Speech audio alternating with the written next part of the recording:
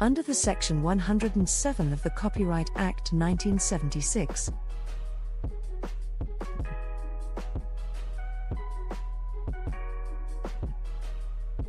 This video. Hey everybody, happy Saturday. Make sure you smash that like button on your way in here. Smash that like. Yes, welcome in everybody. Let's get right to it. First, let me give a shout out to sweet baby Jesus. Happy belated birthday. I hope you are having a great and fabulous birthday weekend. Again, shout out to sweet baby Jesus. And make sure you actually put some birthday balloons and birthday cakes in the chat to celebrate her birthday. Yes. Also, this is not going to be a sugar-coated, live. Miss Jaguar Wright out here beefing with Touré. Now, I've been supposed to make this second follow-up, but I'm just not getting to it. If you follow my channel too, if you actually want to grow, you actually have to switch around and do different topics. So yes, I will be doing different topics. I'm sure you all noticed. Different types of lives, different types of style. I am a person that has various interests. So I will be doing some topics on political debates, some lives on true crime, some lives on mess. It will vary, okay? So there will be something for different audiences. So keep in mind, I have people that follow me during the Diddy trial era. So I will have Diddy content. I have people that follow me for different reasons. So I'm going to try to cater to each audience and switch around depending on my mood, okay? So with that being said, I appreciate y'all for being here on this Saturday. And so she had this whole back and forth with Touré because he made videos on her. And then she made a similar video on him, like as far as copying his title, like a play on words. We're going to get into that. For those that don't know, Touré is he's a longtime music journalist. Rolling Stone, MTV, MSNBC. But I will keep it real because that's what Jag is going to call out. She's going to call out like, oh, okay, people are making these videos with me versus Touré, but no one is talking about his not so great past and things in his life. Okay, well, Jag, when you're beefing with people, no one is really thinking about like every little angle of the story. We are just talking about like what's happening at that very moment. So I guess Jag wants us to do a full background check on anybody she beefs with. So anyone she's beefing with, we're supposed to do a background check to make sure that person is whatever, like spotless. Okay, and so Touré, he's not spotless, I will say. Okay, his reputation is not spotless. In 2019, makeup artists accused him of workplace harassment, and he actually admitted to crude comments, but he apologized and tried to really clean it up. Shout out to Smokey in the building. That's Quiet Storm's daughter. So make sure y'all say hey to Smokey. Hey girl, hey. And make sure if you're in my mind, if you can actually post a link to Smokey's channel whenever she stops by. Let's promote her channel. And so for workplace harassment, he apologized, like I said, and then that's the man Jag is beefing with. Sometimes periodically, every now and then, every blue moon, Touré will actually make a video on Jacqueline Suzette Wright. But I will be giving, it's more about Jag, but I will be giving context as to why she's beefing with him and why she's trying to call him out. Okay, the real focus is Jaguar Wright, that blue dress, the bald head, and the black bra. Jaguar. So you got a new name. This is Jag's new name. Jaguar, blue dress, bald head, pissy pussy, black bra Wright. That's her new name. Okay, because this be spinning lies, fake legal takes, and stank energy all across the Beyonce internet. Okay. Trying to sell us stuff and give us, sell us these lies like it's a mixtape that nobody don't want to buy. Child, girl, have a seat. I don't want the mixtape and I don't want the bootleg either. Okay, because child, bootlegs be sounding good until you watch it. You try to watch the bootleg movie The next thing you know, it's at a good part, and then somebody big old heavy head walks past the screen, and now you miss out. And then you hear people laughing on parts where they should be laughing, and talking on parts where you trying to hear. Fuck your bootleg. It's poor quality. And that's when it's crazy, because how in the world are you going to be complaining about the quality of a bootleg? The reason you bought it is because it's a bootleg, but then you're complaining about it being a bootleg type. Like, that's crazy. Like, oh, I don't like this bootleg. It looks like if people walk and people talk and people laugh, and ma'am, it's a bootleg. If you want professional quality, wait for the movie to come out and go get your professional quality. Lord have mercy. So, like I said, let's start with that blue dress. You know, the same tired thing she wore to every occasion, every birthday, every holiday, every weekend, every Monday, Tuesday, Wednesday, Thursday, Friday, Saturday. You know, that same blue dress.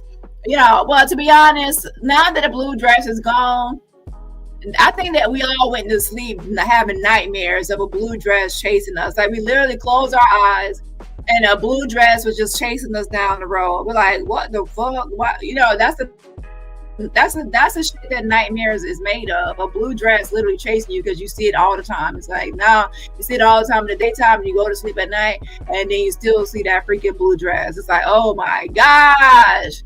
And now I gotta feel that I'm gonna start, you know, having nightmares of a black bra chasing me. It's gonna be like nightmare. It's gonna be called Nightmare of the Black Bra. There's a black bra chasing me. You know, Nightmare of Black Bra Street. It's gonna be crazy. And on top of that, I don't know which one is scarier: a black bra that smells like musk and piss and chitlins, or a blue jacket that smells like hot sausages. I don't know. I don't know. So I don't know if I'd rather be chased by the black bra or the blue jacket. To be honest, I'd rather not. You know, it's like choosing between Jason and Freddy. Like, which one do I want to chase me, Jason or Freddy? That's equivalent to the black bra and the blue jacket. You have to pick which one, Freddy versus Jason, or blue bra. Blue dress versus blue jacket. Well, black bra, it's just too many colors around here. Black bra, blue jacket. Okay. Yeah. Or maybe they can just like fight. The black bra is, you know how they made Jason versus Freddy? They should have just made, you know, the black bra versus the blue jacket. Now, who will win in a fight? The black bra or the blue jacket? Which one will out smell the other? Which one will out stink and out funk the other? Which one got the worst odor and it would just knock out the other just because of the sense and the stench? I don't know. Maybe it'll be a tie. Okay. Yeah. So I do know one thing: they both have something in common. They're both stink, and they both are attached to a crazy bitch. That's what I do know. But yeah, getting back to the topic, the blue dress has retired. It did retire. We don't see it anymore. I think someone might have, set it on fire. Okay. I don't know. Maybe it's in a pit of hell by now, or in someone's, trash can. But yeah, Jack thinks she's iconic and everything else. But to be honest, that blue dress and the funk that's tied to it was more iconic than she was. It definitely is more memorable. Okay. And of course, we got the black bra. Girl, please take it off. Wash it, burn it. That bra. To be honest, that black bra has outlasted Jack's career.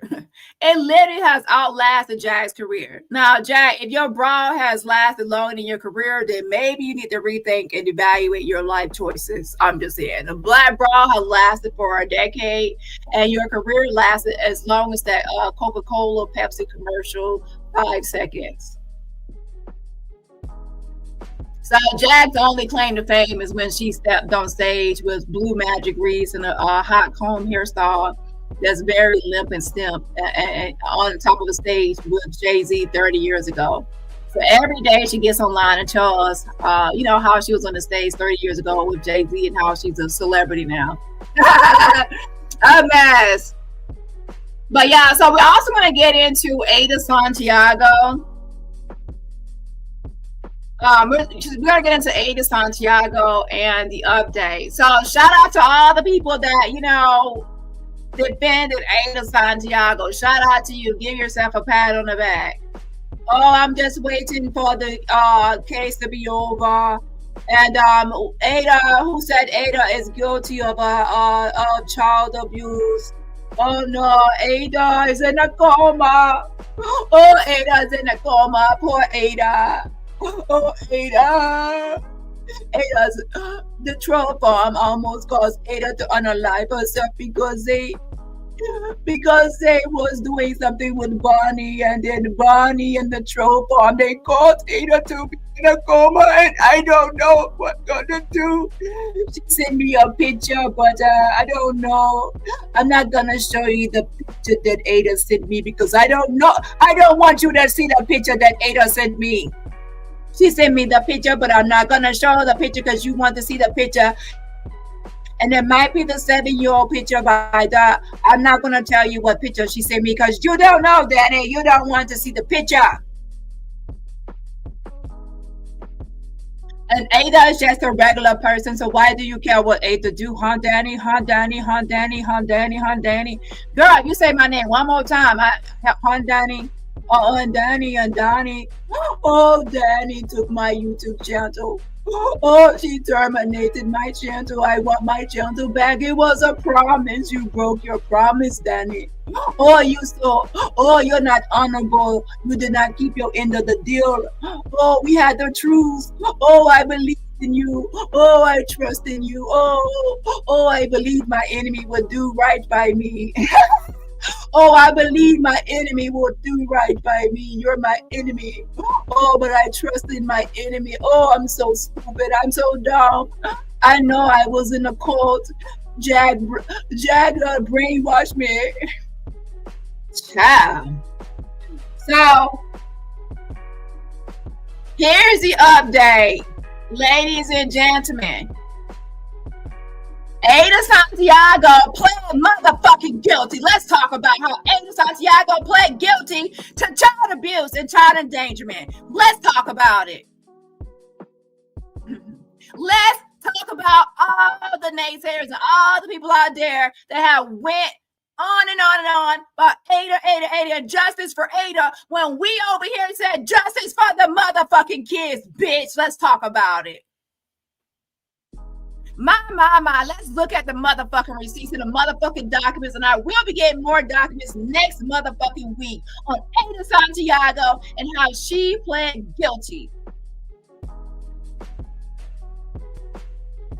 Oh, she's not guilty. She's not the. How do we know that Dani's telling the truth about Ada?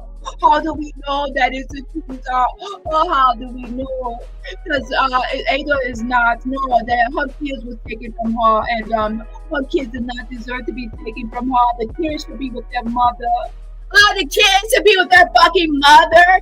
Also, she put makeup on the kids' faces to cover up child abuse. They should be with their mother.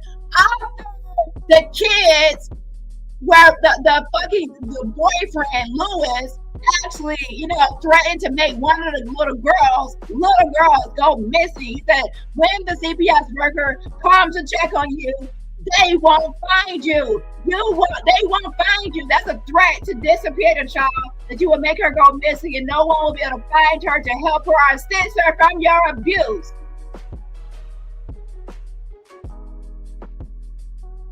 After he was abusive to her, making her bleed, blood dripping on the ground. It had to be cleaned up before anyone arrived.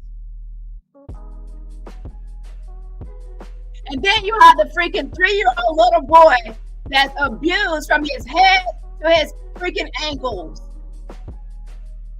And what do? You put makeup on the kids to cover up their injuries on their face. Makeup on a little boy that's 3 years old on his face. We got a knot on his forehead. both kids with makeup because the mother decided instead of, getting away from this abusive boyfriend, she decides to just let him beat on the kids while she covers their faces with makeup and their bruises and their injuries. But she cannot cover up a knot because a knot protrudes from the forehead. And they have to take the 3-year-old to be questioned by someone that can properly question the child to make sure that no questions are misleading, etc. And the child says, after a while, to gaining the child's trust, coloring with the child finally admits that Lewis, the mom's boyfriend, is the one that injured him. The 11-year-old told people that she was injured by Lewis. The kids were speaking. The kids told what happened to people. I was reading the police report and it said these are statements from the kids, and the kids said Lewis. And even the little girl, and you know what? She was afraid to say Lewis at first, but guess what? When they were being taken away by CPS and she realized that she was going to be safe and that she was going to be taken away, guess what? She actually went and said, you know what? It's actually my mom's boyfriend, Lewis, and he had black hair, but he has blonde hair now. And guess what? As soon as we see his mugshot, he has blonde hair now. She named her abuser. So again, when I was speaking and when I was talking and posting these receipts, we have people going live, Jag, Maggot, and others to go against me as they always do, because they have to be in opposition. They have to attack. They have to always go against and make up this and make up that against me, because I'm Dani, and whatever I say, they have to go the opposite direction, because that's how they get content, by saying the opposite of me. If I'm for this, they're gonna be against it. If I'm for that, they're gonna be against that. The problem with that, enemies, is that when you do that, you actually make yourself look bad. Okay, you really do. Okay, so ultimately, when I was talking about this situation, I was serious about it, because what I saw online was a woman named Ada and her boyfriend named Lewis scamming people, lying to people, and playing the victim of CPS. And I'm not saying CPS is perfect and every child taken away deserves to be taken away and every child is safe in CPS, because I understand the system and I understand there's flaws and there are bad people that are foster carers and bad things can happen to people in foster care too. But what we're not going to pretend like is that bad things don't happen at the homes where people are at to make them be taken away from their home in the first place. There are a lot of unfit parents that deserve to have their kids taken away, and this was the case. It's case by case. You can't make a blanket statement across the board. There have been tons of cases where CPS did not remove a kid, and guess what? They did not remove a kid, and the kid ended up unalive. And the one sad story I heard of, and I read even during the Ada situation, where a young black kid actually told about his mom being abusive to him and even wanted to unalive him. It was not really taken that seriously, and guess what? It wasn't that much long, a few months later, so he was no longer here, and his mother absolutely unalived him.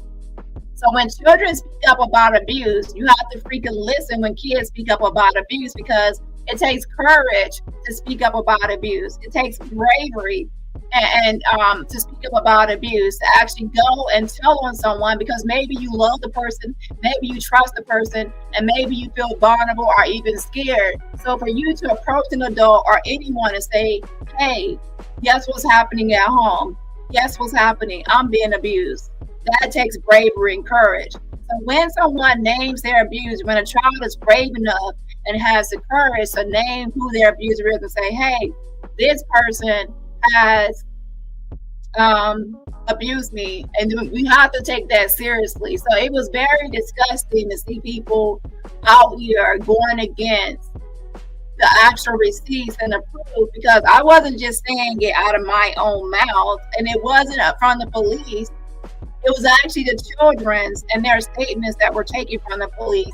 So I was listening to the voice of the kids and their statements and what they had to say. I was not going by anything else. So when I was going live, hammering away, it was because I was speaking and I said, no, not justice for Ada, justice for the kids. And guess what happened towards the end of all this? Guess what happened? Ada turned out not to even be in a coma, as we said. It was all fake. And now the other side wants to admit, oh, it was all fake. It's so interesting that y'all always have to admit to being wrong at the very end of a bunch of shit. It never fails. Y'all always doing this and doing that, rah-rahing.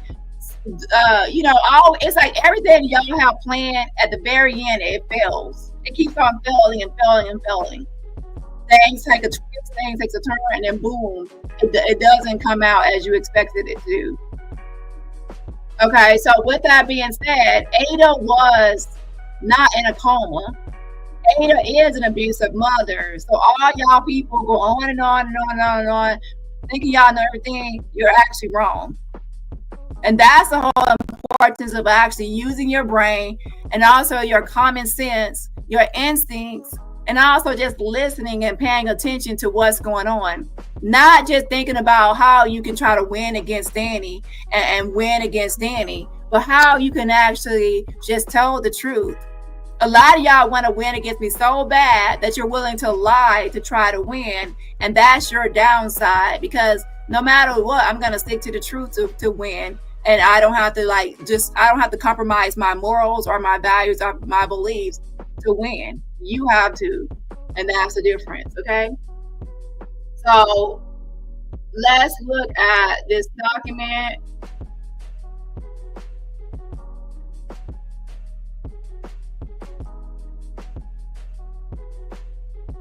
So I'm going to pull up this document and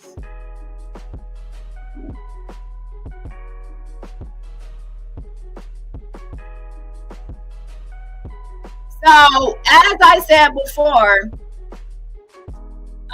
they did get in trouble, both of them, for a stolen phone. So they both had a stolen phone charge. And that's still pending. That case is still pending. Also, as far as Lewis and his charges, his case is still pending. So I won't be updating on him as far as any his actual final results and sentencing or anything like that. So just Ada for today. But yeah, so if you can see, hold on.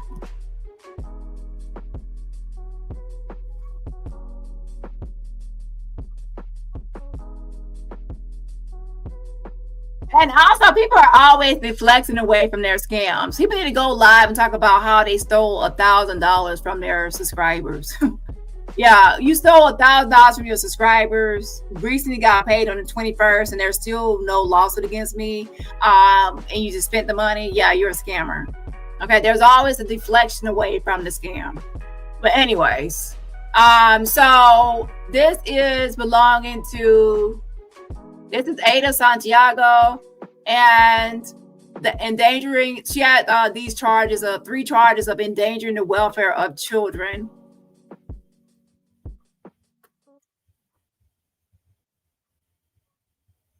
And let's start with the first one right here. Endangering the welfare of children.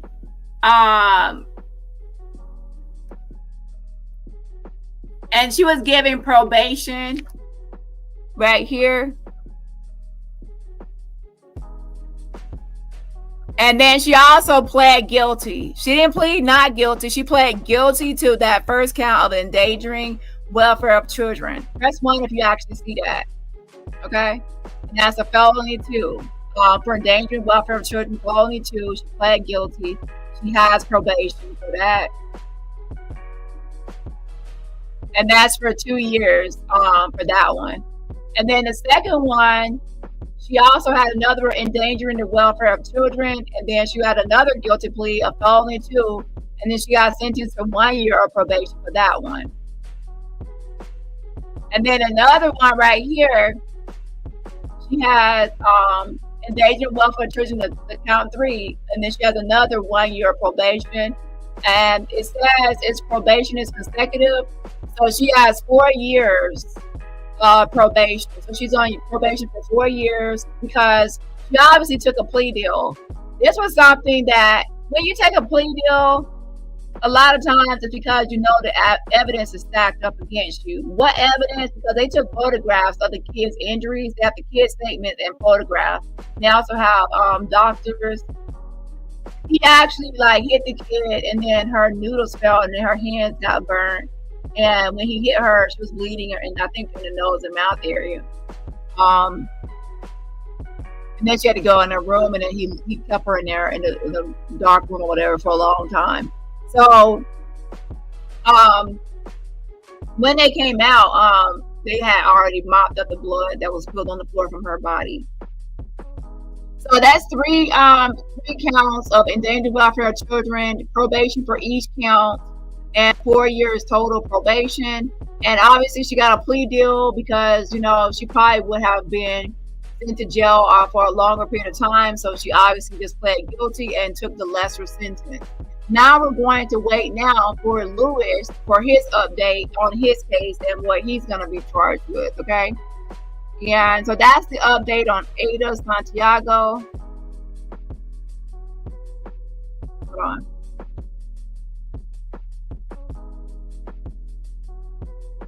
We also have this right here. This is for Lewis, the boyfriend, so her boyfriend.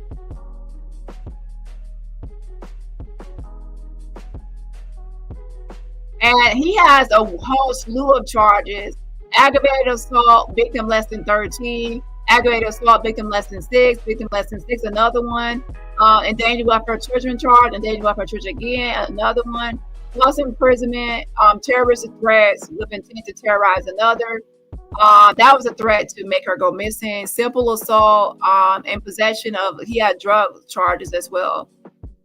So these are all his charges, and now we're waiting for him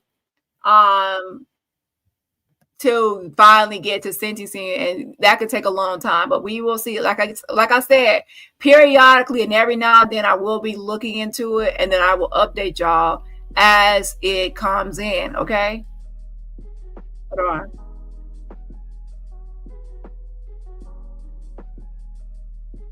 So that's that one.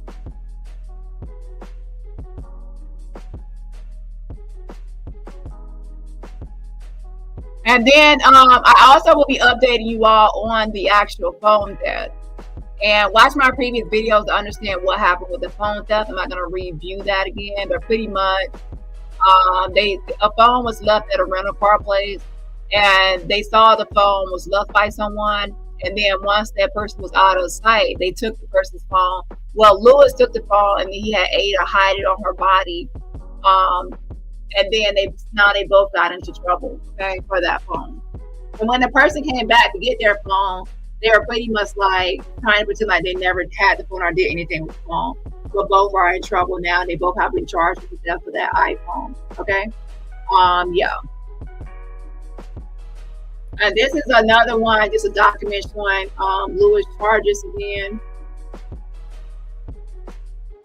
He has a whole slew of charges, and then he also now has that theft by property charge.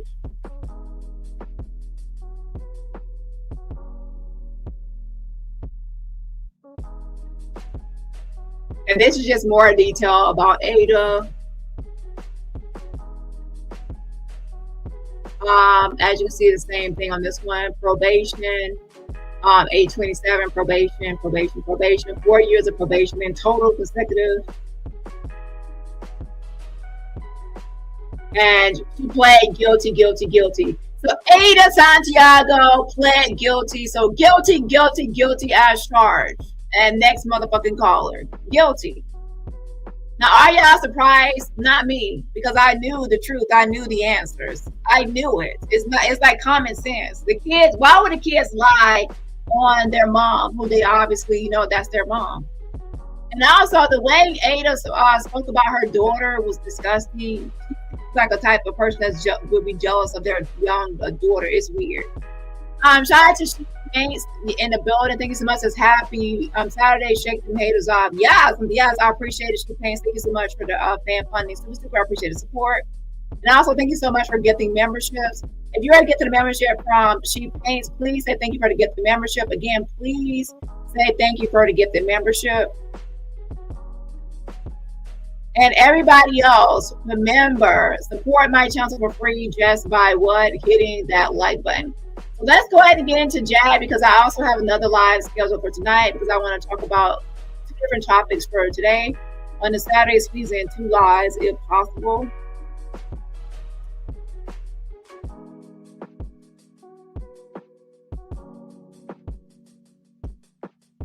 But besides Jag's Black Brawl, and that kind of stuff, let's go ahead and get into her versus Touré, and then some other topics as well. It's good to see you all. Want to salute to everyone who's liked so far. We got people in the building. As you come in, please keep liking.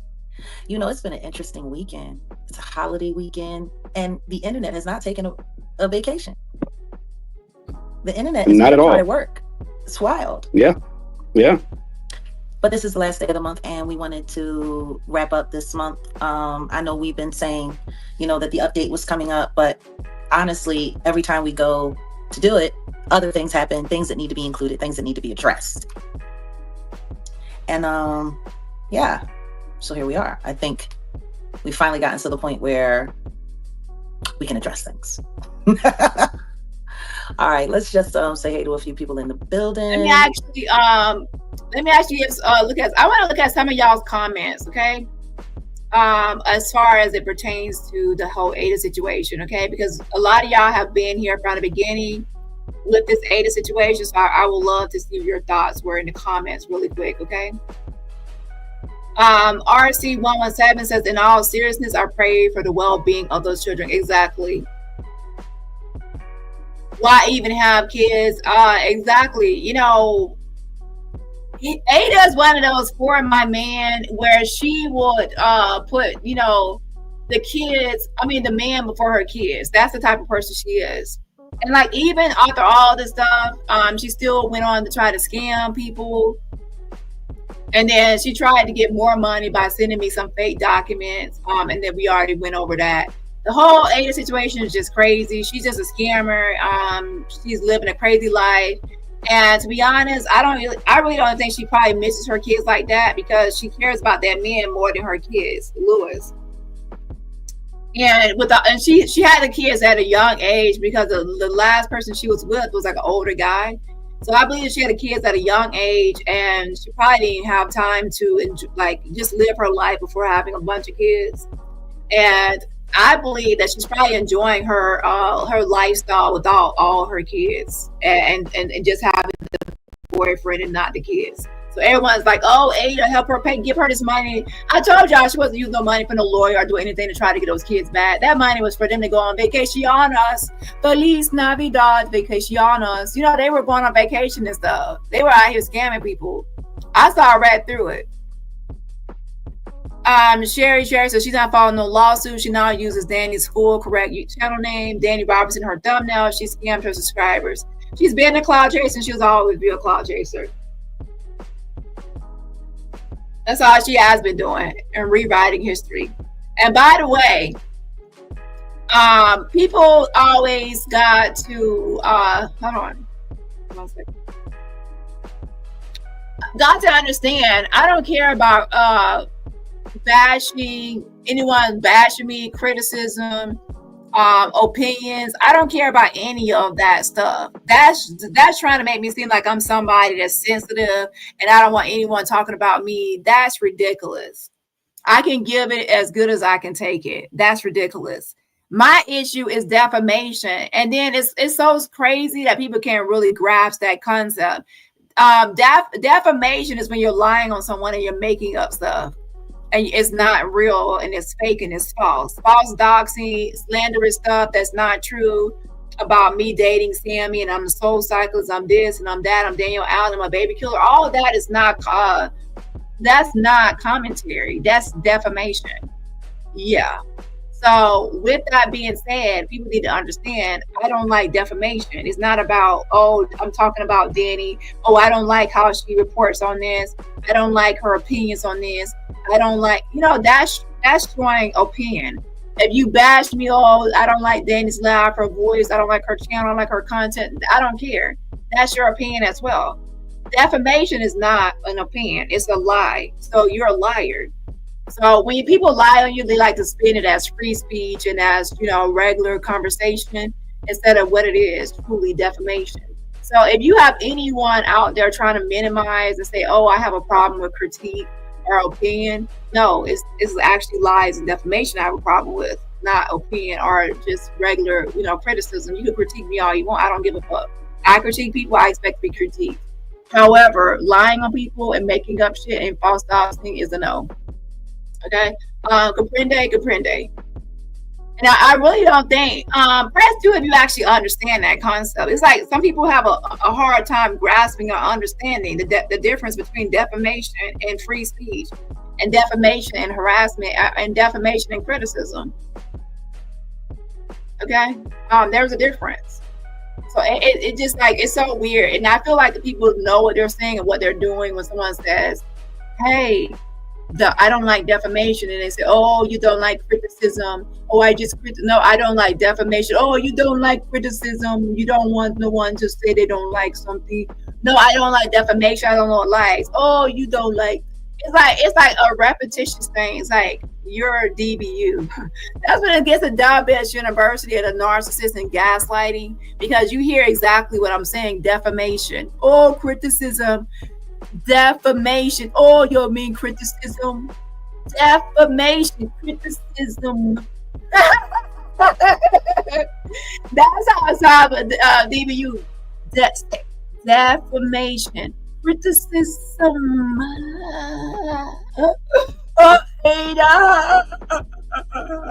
Criticism. No, defamation. Like, oh my gosh. That's why I prefer not to engage with certain people, because that's how it is. You literally say something and then they repeat something told back totally different. And I believe that it's intentional. It's intentional, but they do it intentionally because they don't want to address the real issue. So they try to make up something else. Oh, she doesn't like criticism that I criticize her. No, she doesn't like that you lie on her. You defame, you false dox, you make up shit. You're hypocritical. You do things to her that that you say you don't want done, but you do it back. And it's like, okay. Like if I strike you, you strike me back, we're even. If I strike you and you try to strike me back, we're also even. It's just that yours failed. Oops. Okay, just because yours, if I strike you and you try to strike me back and you failed, it doesn't mean that you didn't try to. There still was an attempt. Okay, and then say, oh, Daddy don't keep her promise, and she strike people when she said she would not. But then she goes and strike Layla Tisha after she said she would not strike her for using her content. She goes strike Nick Martingale after she said they could use her content. But is that no? Girl, just shut the fuck up. Let me tell you this. There is a such thing where people believe that they can put pressure on someone, or they can make a bunch of videos or harass someone into getting their channel back. That's actually the opposite of what you actually should do when it comes to me, because I match energies or I ignore. So the more stuff someone does, the less likely I am to give it back. So it's kind of like it does the opposite effect. Like I said, Aaron is someone that, isn't clout chasing me. So I'm more likely to give his back than Maggot, who is being totally that makes me never want to give it back. So if you think that that's going to work on me, it's not. You just look stupid. And in fact, I'm used to people making content on me 24/7 all day long. People make content on me. So people making content on me doesn't move me, or it doesn't do anything to me at all. It doesn't. Okay. The only thing that will happen is I would just call you a stalker, but other than that, it has no impact on me whatsoever. Okay. Leah says Maga's voice is horrible and her fake laugh. Don't mention when she tries to sing. Child. Hold on. So I see twos in the chat. Okay, let's go ahead and continue on. I have to scroll up probably after the live to see the other comments on Ada Santiago. But yeah, so I'm glad that we finally got some resolution or some resolve as far as Ada Santiago and the child abuse, because we like to make sure that we follow up with these cases and we actually, keep up with what's going on. So don't worry, have no fear. I will be checking on this periodically for any date, any updates on Lewis, because that's the main one that was doing child abuse as well. So we definitely want to update on Lewis, okay? You Puffin, appreciate you. You can't get a membership no matter what you do. I don't understand why not. Like, what is going on? Why do they make it so hard to become a member here? I have no idea. But what I will say is if you have a laptop or a desktop, you might want to try through there. Or if you still have access to an Android phone, iPhone, they don't. There's no bueno. So we got Azalea's in the building. Hey, what's going on? We got Shannon. Hey, Pat. Thank you, Kimberly. Jennifer Sofranco, good to see you. Happy Labor's Day. Yeah, 32 years ago, I was in labor on Labor Day. That's so wild. You loving the hoodie? Here it is. And guess what? It's cruelty free. Right. You think I should make those that bigger? Like, well, if you're going to do ones without a face, yeah. If you're going no, the ones without the face. The ones without the artwork is straight up just cruelty free, and then I'll add the QR code. Mm-hmm.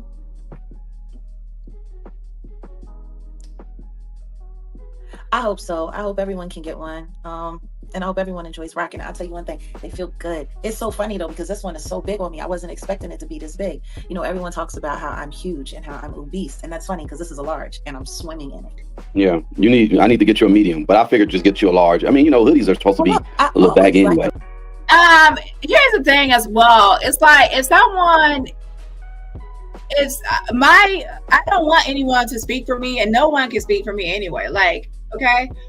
So people will likely try to get people on their panel so they can interrogate the person or question them about me. Everyone can do what they want to do, but my advice is to just say, I'm not here to talk about Dani. Any question about me, I'm not here to talk about Dani. I'm not here to talk about Dani. And that's it, because the person they can't get me, so they're trying to get someone else to be in my place, but no one can be in my place. I'm the only one that can speak for me. No one else can. Anyone else is just, giving their opinion. Okay, but people like to have people on the panel so they can participate in their obsession. They have this, what's the word a judge recently used? Unusual fixation. People have this unusual fixation on me. They tried to get people to engage along with them in their unusual fixation. Okay. Hold on. Large hoodie, but this is huge. I can almost rock this like a mini dress. Right. Well, it's Bella canvas, and it's good quality. It feels good too. It feels really good. So I told y'all I was gonna be going live wearing this very soon, and as promised, here I am. Yes, exactly. That's what people do. They try to get someone else on a panel to question them about me. And it's weird. Okay, no one can really speak for me. Oh, and also if someone doesn't know all the that's why it's best not to engage, because if you don't know all the answers, then it could come across as different, right? As far as I will say this, because people sometimes act like they have a memory problem. But when you actually strike someone's channel, the person has the capability or ability to file a counter notification to remove the strike. Press 2 on the chat. If you recall, when Lady Letitia was actually on my channel, it was already a fact and it was already known that I had already helped her already to remove her own strikes. So the strikes were already about to be fall off. They were already on their way to coming off. So MAGA didn't have to do anything, because whether she did it or not, her channel was already saved. So Lady Letitia did not need MAGA to remove anything to have her channel back. And that's a fact. Okay. The last thing I want to say before I move on, because that person's insignificant, the only reason I brought that person up is because they're attached to the Ada situation. But other than that, I really don't want to talk about that person on my channel, because they're just irrelevant. Hold on. But yeah, so that she was already gonna be able to keep her channel already. And press 3 in the chat if you actually were here and you heard Maggot actually say that she already had a list of every video I used of her. She said I had a list of the videos Dani using mine. She kept a list. If you heard that, press in the chat, right? So you will have to ask yourself, why did Maggie have a list of every video I used of hers? Why was she jotting that down? Why was Maggie keeping track? And she also said it for AT2 that she keeps track of every video that he uses of hers. Like she keeps track of our links. Like if we make a live on her, we're using her content, she actually copies that link. Why do you think Maggie does that? What's the point of keeping track? You see, people are remembering. Ladies and gentlemen, the point of keeping track is so that on Mad Day, she can go down that list of videos and strike your channel. That's the whole point. So if you understand how the YouTube game works, you already know that how your enemy is sensitive, which she's very sensitive. You already know that she's just waiting for Mad Day to actually attack. So I already knew on Mad Day she was gonna but she was acting so sensitive. Oh, Dani called me mad. That she would go live and she'd be really upset and she'd be really mad at my jokes. People cannot handle my jokes. Okay, they can't. So hold on. I'm muted. I'm not muted. So basically how it goes is that she was already planning to attack me. And since she was already planning to attack me, she just mad because I got to her first. Oops. Okay, my. See, the only thing is, I didn't trust you. I don't trust you because you're an enemy. And obviously you were already planning to attack me. And to be honest, y'all, I believe that the day she decided to make that list was the day she already was planning on attacking me. Just like with AT2, she said she has a list for AT2. So whenever she already does this, she already has a plan of attack. That she's gonna copy these links down, and one day she's gonna, whenever she feels like it, she's gonna go through the list. I'm gonna go through the list, and she's mad at her. She got. Okay. So everybody in the chat that's pressing 3 heard you say that you had a list of all my links, and the only reason I have a list of all my links is because you're gonna go down on that list on Mad Day to get me. And you're mad because you got. And I thought you said you can fight the strikes. Oh, I can fight it. I can be like Dani and do the paperwork, and I can beat it, and I'm gonna get my channel back. And now, almost 3 months later, you still don't have your channel back, and you think that harassing me is going to get you your channel back. But no, that actually does the opposite. That makes me not want to give it back at all. And I just, I'm like, I don't care. And by the way, you can't even roast. You can't roast. You never can make anyone really laugh. You're not funny. You don't have any roast. You don't have any gags or any good jokes, or nothing about you is like serious. Like you have nothing. You can't do anything to me. You're not doing anything. Like, what are you actually accomplishing? It's like your jokes don't hit. Your commentary is just obsession, just saying Dani. And then you're not really doing anything. You have that's what it is. You have no impact or influence over me. So you don't actually accomplish anything. So it's just weird. So all you look is like a scamming stalker. If you were someone that actually had influence or an impact or something over me, then maybe, but you don't. You're just an insignificant nobody, and you don't have any pull. You don't have any weight.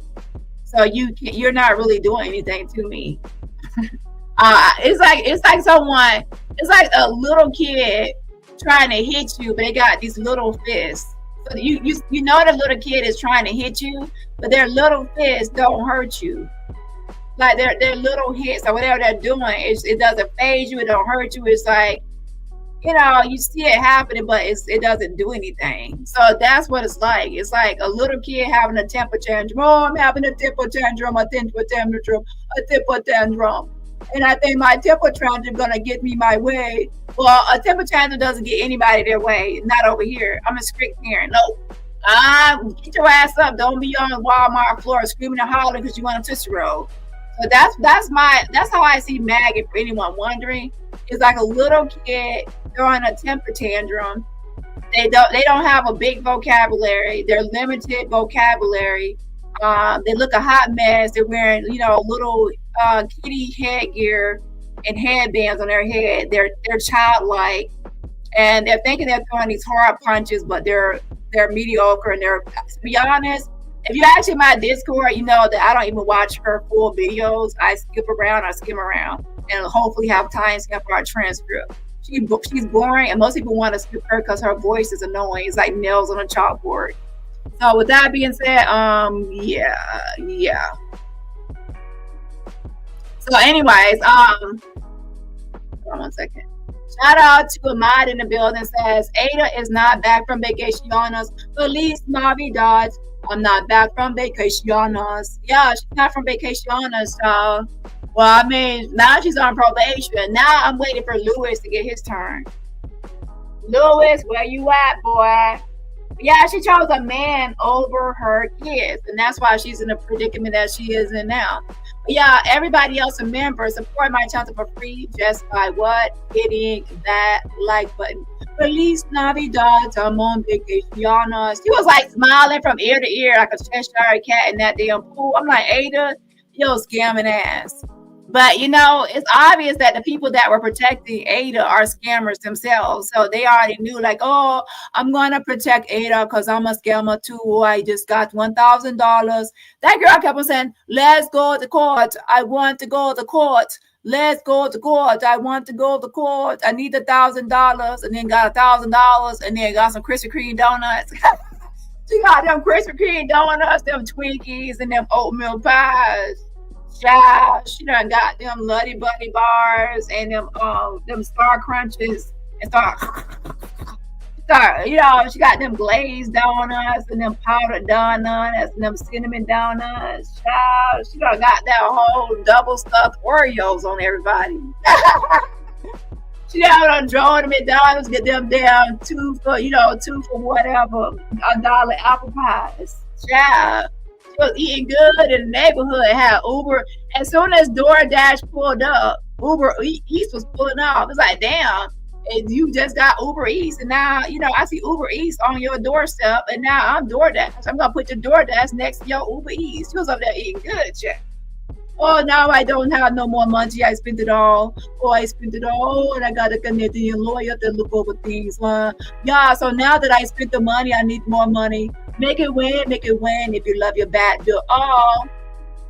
Yeah, a mess. Yeah, real sizes. This is a large, and I'm swimming in it. Like, I gotta do all of that to tighten it up.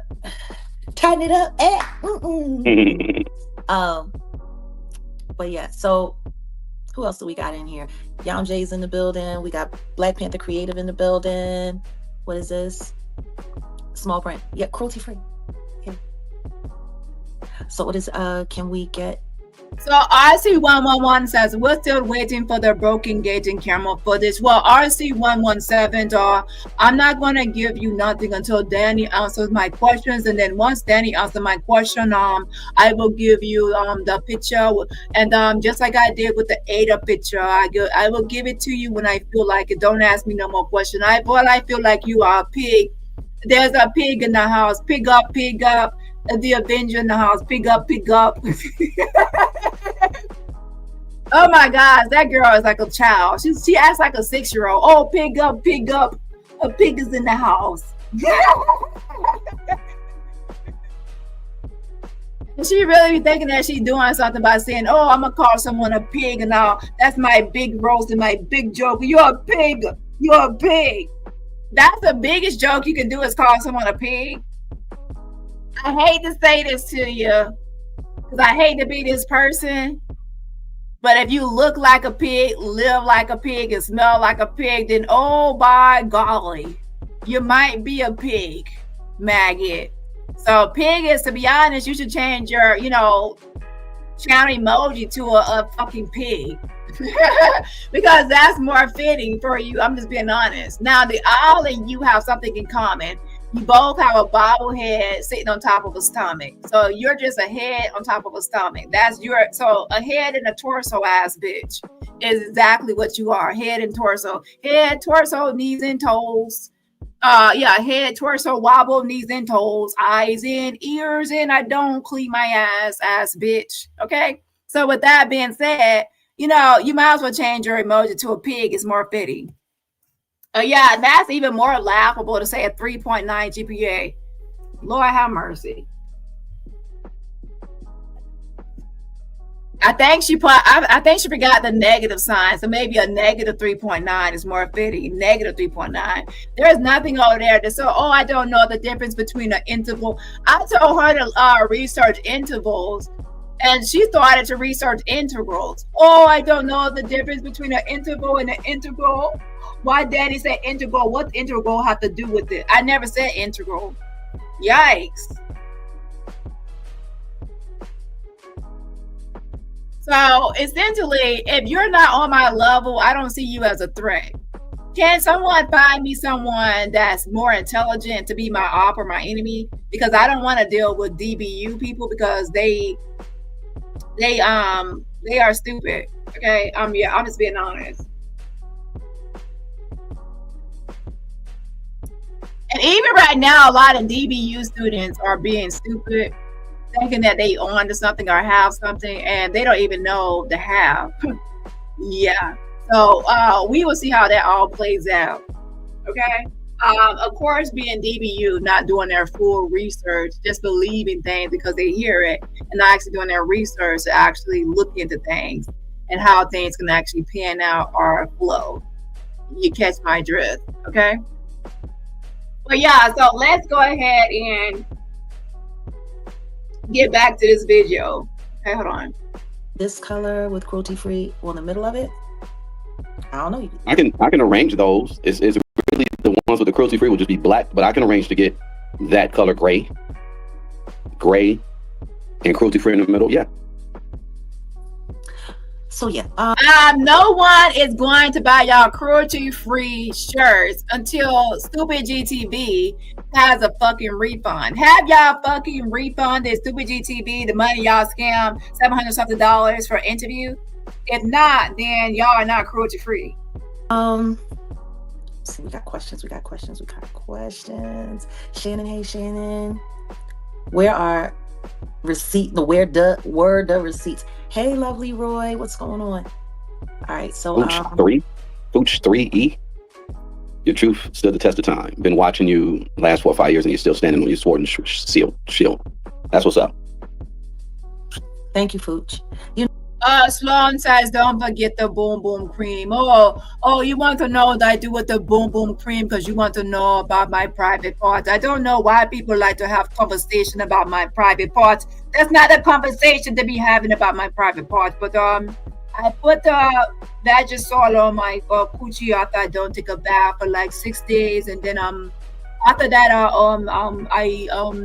I put the boom boom cream on down there, and then I just I don't know. I'm so stupid. I'm so dumb. I believe everything Jack said. I was in the cold. I was brainwashed. I survived the cult of the kitchen cult. I was recruited from my kitchen into this cult, and I don't know. Oh. No, it's so wild because people see, I know why the industry be lying. I know why the internet be lying. I do. And it really all comes down to something really simple. Money and collusion. And protecting other assailants. Yeah.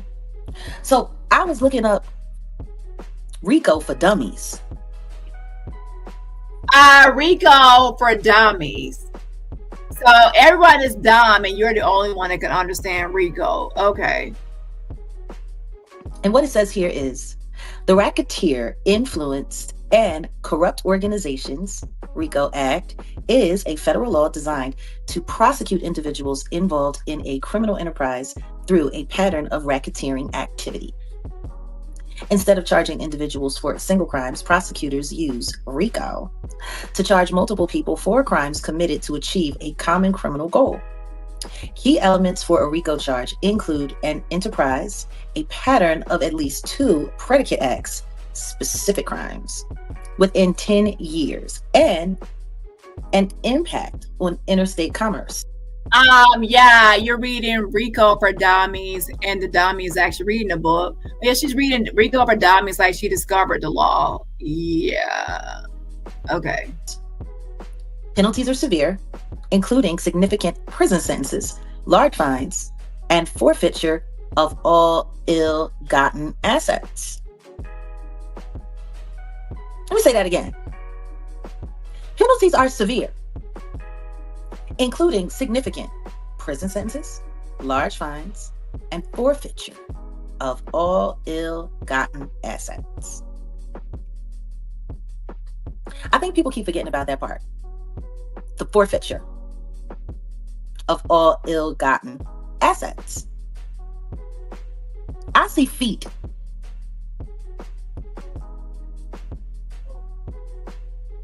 The thing is, forfeiture only applies to assets for proven crimes. He was not convicted of the RICO.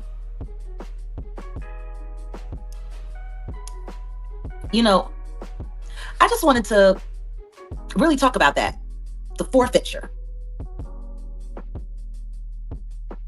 of ill-gotten assets. I can't hear you, so I mean, I can hear you, but I can't. Oh, speak on it. Go ahead. My bad. I muted. So my question is, so does that mean, like, if you have a criminal enterprise and you're doing business with like a lot of different businesses and people were involved in those businesses and crimes were committed over state lines with those businesses, that even the other businesses that they're doing businesses with could be sanctioned? Is that what it means? I wonder. Asset forfeiture. I mean, Diddy had a lot of business with a lot of people. Made a lot of money in a lot of different ways. And a lot of it was attached to his enterprise. So everything attached to Bad Boy. Yeah, but he was not convicted of the RICO though. So if he was not convicted of the RICO, they're not going to be able to. The forfeiture doesn't matter. Okay. Oh, forfeiture of ill-gotten assets. That's not a magic wand to seize everything he has, unless he actually is proven to be guilty of RICO. Okay. Everything attached, like, it's a lot. I don't know. What do you think? Yeah, no. There's a lot of people that were attached to the Bad Boy brand, label, etc., whatever you want to call it. A lot of abuses. A lot of abuses. Hence, one clout chasing struggle channel content creator who, I mean, he's a damn Diddy minion. So therefore, they have their assignments to discredit, to go after certain people who are talking about, hey, you know, just going after the truth, essentially. So you got, I mean, I'm not going after the truth, but, you know, speaking the truth. So these people are going after all types of whistleblowers and people who have something to say. So it's a discrediting campaign that they have, that they're pushing, because they don't want to be caught up in the retribution. Are you talking about like content creators that like appeared in Diddy documentaries? Yeah. Talking about how they got family.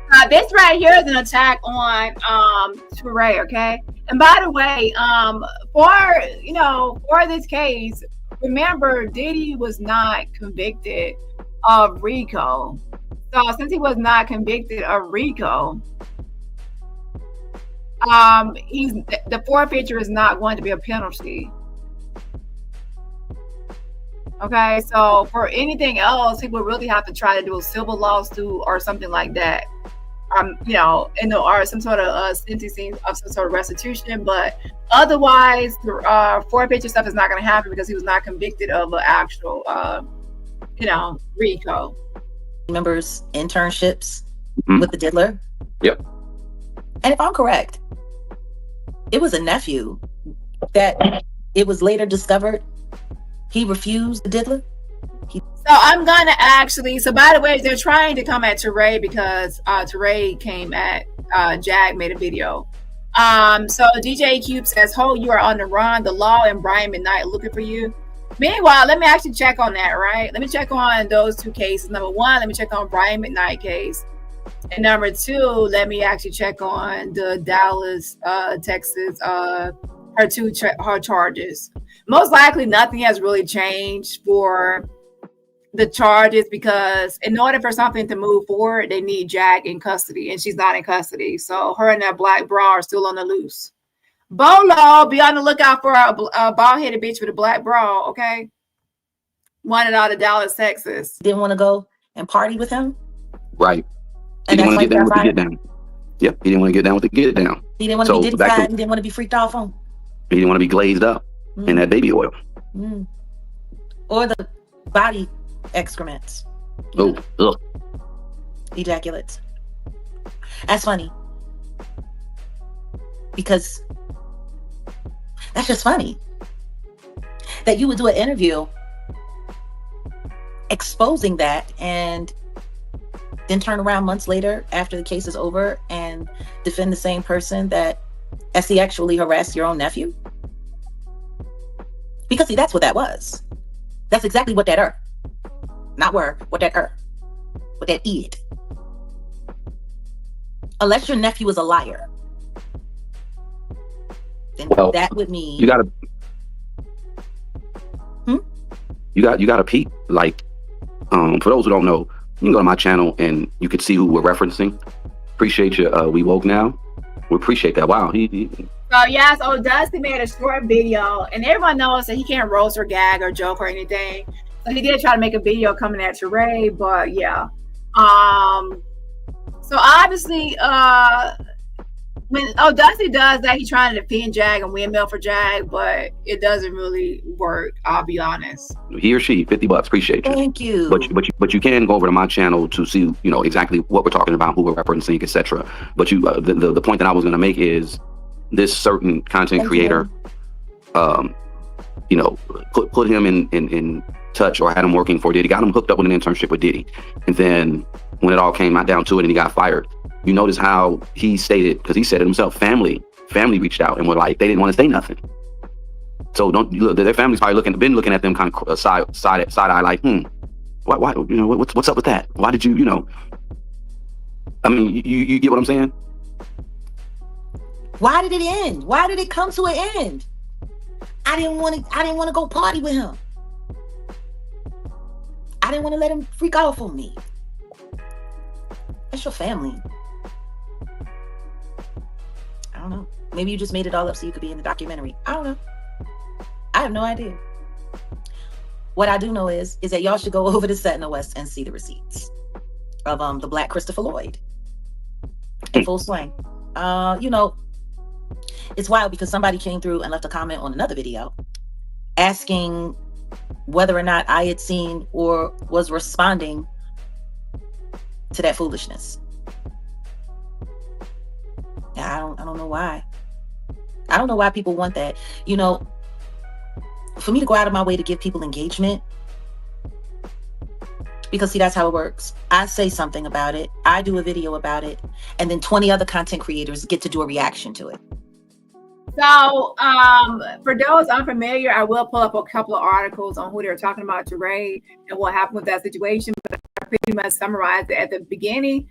And what's happening with Brian McKnight and Jag, it says, notice of motion.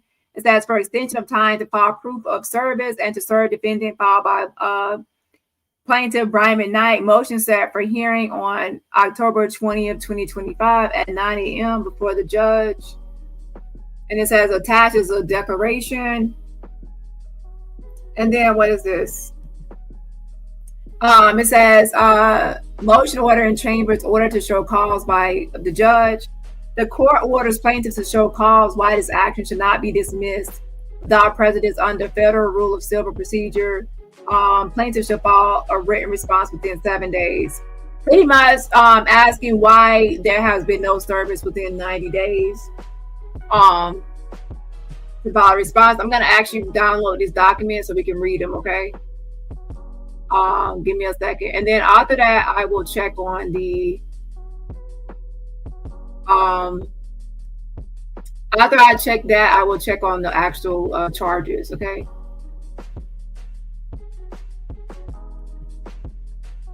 Why should I help them? They don't help me. Like, why should I help him? Why should I help Christopher Lloyd? The Black Christopher Lloyd, why? Why should I help his channel grow? I mean, he sat over there on TikTok running a whole Jaguar Wright smear campaign for months. Now he's over here doing the same exact thing. I didn't respond to him on the TikTok. Why would I respond to him here? You're scared, Jag. He was You're scared. on TikTok for like 6 months. You're scared to respond. What do you mean? All up in his mouth. Why you all in my grill? I don't know. You're pressed. I would say scared to respond because she's responding now. On the TikTok. To be fair, she is responding now, so she's not scared. But previously, she was ignoring him. So she says that Touré needs clout off of her. Do y'all believe that Touré needs Jag for clout? Is he just really just calling her out, or does he need her for clout? He has 500,000 TikTok followers, so I don't really think he needs you for clout. Yeah.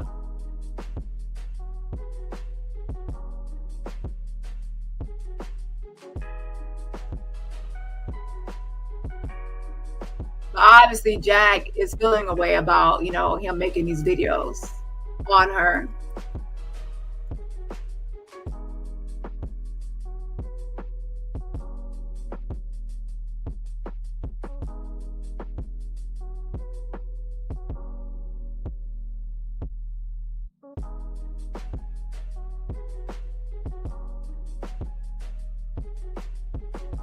Hold on 1 second.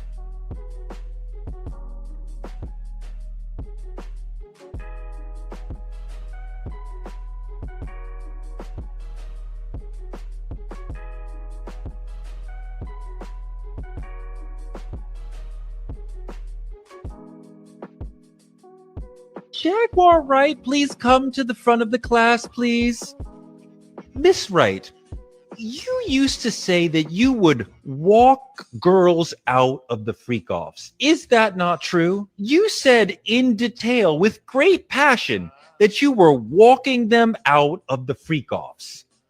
As far as we know, freak-offs consisted of 3 people. Diddy, Cassie, who was never walked out of shit, and male sex workers. Who did you walk out of the freak-offs? Because you said you were saving women. Cassie, as far as we know, was the only woman there, and you didn't save her. So who did you save? I think now that we have a clear vision of what the freak-offs were, Cassie, a sex worker, and Diddy masturbating in the corner, we know now Jaguar Wright was not there. She was not saving anyone. She was not walking anyone out of the freak-offs. Are you fucking serious? We still have people who are like, well, Jaguar was right about Diddy. She said she was at the freak-offs saving people. That is obviously now not true. As far as we know now, the freak-offs were not Hollywood-filled, eyes wide shut parties with tons of people that someone like Jaguar Wright could somehow sneak into and pull people out of.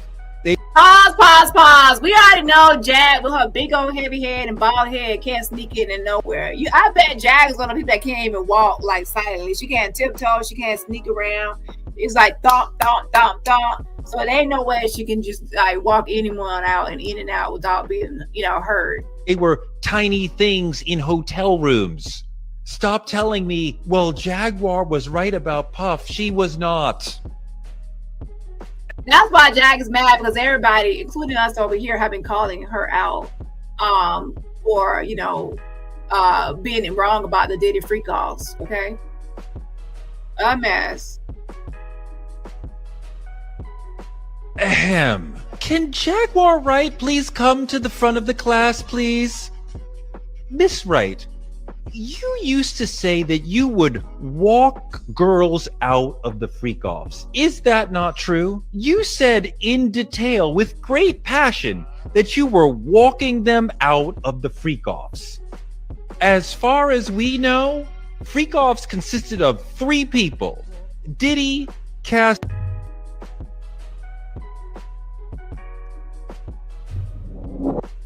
Well, recently, and you commented on this, I was on Piers Morgan's show along with Jaguar Wright and this lawyer lady whose name I forget. And I was the only voice of reason on this. Jaguar Wright goes into this whole tirade of Jay-Z and Beyonce kidnap people and put them on planes unconscious and so forth. And I was the one that said she's a conspiracy theorist. I've never had her on my show. I had no plans on it. She just makes up stuff, or she just, retells things that she hears on the internet. And of course, everyone gets mad at me and Jag is also mad because Vlad and Touré were talking together in this video. Protect Jaguar at all costs. Everything she says is true. But you actually had a nice little rant about this. You called her the crazy drunk auntie. I mean, look, when Jaguar Wright was on the YouTube side streets of conspiracy theory alley in the internet and popping up when you want to go down to that sort of way of that's fine. That's fine, right? And, whatever number of people who want that content can go get it. But when you put her on a mainstream adjacent... Oh, okay, I see what you're saying. Like, Jag off into, the Jag sector on YouTube or whatever, or on certain parts of YouTube, fine. But now when she hits mainstream, Piers Morgan is like, wait, let's humble this bitch and bring her back down to, the other. Don't let her hit mainstream. Platform like Piers Morgan online, right? Not the real board. I think that was the first time a lot of people realized, that's Piers Morgan does not actually have a network show anymore. He has a YouTube show. Right. It's a very popular YouTube show, though. Right, but it looked like a network show, and he's been on network. I don't in England, so I'm not aware that he lost his network job and now he's got a YouTube job. Yeah, shout out to Piers Morgan. I've been on the show like 5 times. I ain't shouting out to Piers Morgan. You shout out him all your own fucking time.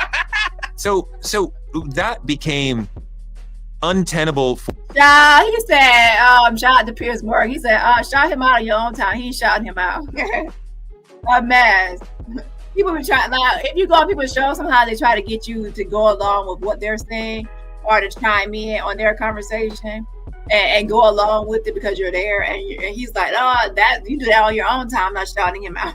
Or the Carters, right? Yes. But the issue is that Jaguar does not have areas of vulnerability the way Piers Morgan does, right? Jaguar is something that a lot of attorneys would refer to as lawsuit proof, right? She doesn't have a lot of money. That's not a diss, right? That's you can't sue someone who's broke. She doesn't have a lot of money. She does not have a boss who can tell her you have to stop or else.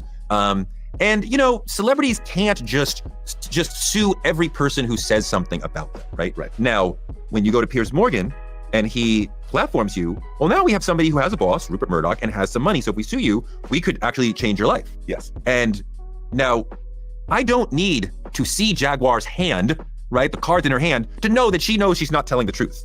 Because as soon as Piers Morgan got a letter from the Carter's attorney saying, either cut that out or we will see you in court where you will be asked to prove that what you platformed is true. Yeah. And he immediately shut it down. Yeah, and publicly apologized. Now, if Jaguar said, what I'm saying is true, and I can prove it, then it's like, then the two of them especially are like, let's go to court against the big bad Jay-Z and Beyonce. We can prove that we're right on the world stage. Yes. We finally got the fight we were looking for. We got videos of the kids on the plane being drugged. You know what I mean? Like Piers and Jaguar especially would love, and would get so much out of. And that's what we've all been saying. You have all this evidence, you have all this proof, you got evidence what you're saying, you have these sex workers you sent to the party, you have all these receipts, Jacqueline Suzette, right?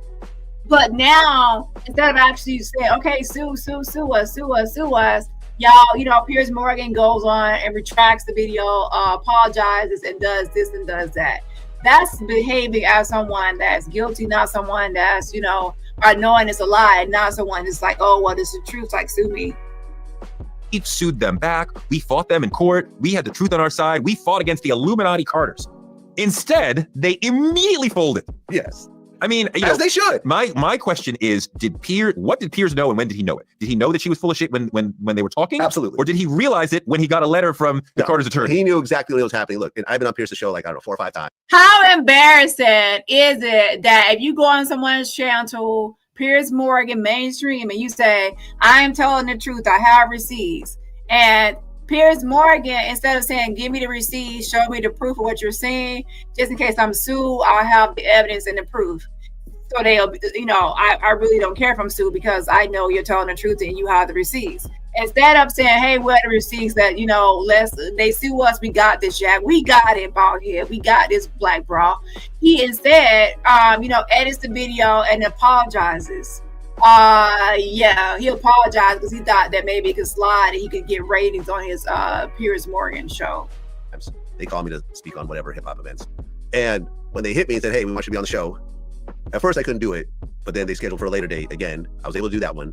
They sent me the panel and I saw Jaguar Wright's name and I was about to respond and say, I'm not going to do this panel. Like, I'm not going to be on the same panel with this crazy person. But then I'm like, all right, I'm going to do it. But if she says something crazy, I'm going to address it, which is what I did. Exactly what I did, which of course was followed up by Jaguar doing an interview claiming that I'm Mossad, Well, that's true. Here's the Secret Service. The thing I'm wondering, when the letter comes from Jay-Z's attorneys, yeah, and that letter is scary. I'm sure it is. Right? Like, we're going to take you to court. They got money. Like, oh, that letter gets you straight, like clarity, like sobriety. Like, oh my God, what are we going to do? Does he call Jaguar and say, hey, no, he doesn't. Was that stuff you said true? No, did you have any proof? Or does he like, ooh, she's full of shit, let's get on the air and apologize right away? That's exactly what happened. Does he, I mean, and if he doesn't. My, I don't think Piers Morgan made a phone call to Jacqueline Suzette Wright to verify those claims. I believe he just retracted it. Isn't that right? Officer, are you looking for me? I'm Jacqueline Suzette Wright. Isn't that right, Jacqueline? He didn't call you and ask you for any receipts because he know you had now. I ain't got now receipt, okay? Even need to check with her. Like, oh, she was doing a bit. We didn't mean. We can't prove any of this shit. But if she had the goods, which she does not, with or without Piers, this is the fight you've wanted. Now you can have a fair public fight in a court of law and prove 100%, look what I said is true. And there's a lot of people who believe her, and I think that's really sad. And I think that is similar to... sad. And by the way, Jag had an opportunity to go to war with Jay-Z, but the moment she felt like it could happen because things were going crazy around that time, she decided instead of going to war, she was actually going to retract and take back her claims and allegations against Jay-Z. And that's when she started saying, I never said it was Sean Carter. I said it was Trevor Green that done it to me. So then she got scared of being sued, so she started going around saying the allegations, not only on Storm and Row, but another channel. She said it was AI. It's AI. It's edited. Like, everything is AI and edited. The acceptance of misinformation that we see on the right with MAGA folks who repeat things that are completely untrue. They're eating dogs and cats in Springfield. They are not, right? Like, 50 million immigrants, they have not, but they are believing and shaping their world around misinformation that they picked up online. And the people who believe Jaguar are doing the same thing. And I'm not saying they're Trumpy. I'm saying they're having the same relationship to misinformation that they're accepting it as true. And it is not true. And if she had the goods, this was a situation where she could have proven herself and risen to a whole other level in society. Right. But no, she's not have the goods. The moment, one of the things that made me laugh really hard when she said that she was walking people out of freak-offs. When the conversation about freak-offs first happened, there were several instances online when younger people asked me, have you been to a Diddy party? As if all Diddy parties were Caligula or Eyes Wide Shut. And I'm like, I've been to a million Diddy parties. I went to his 40th birthday party in Cipriani. I went to the white party. I went to other parties I don't even remember. All of us did. He threw lots and lots of parties. If you were in New York hip hop in the 90s and the 00s, you went to lots of his parties. There's not anything weird going on at any party that I went to or heard about.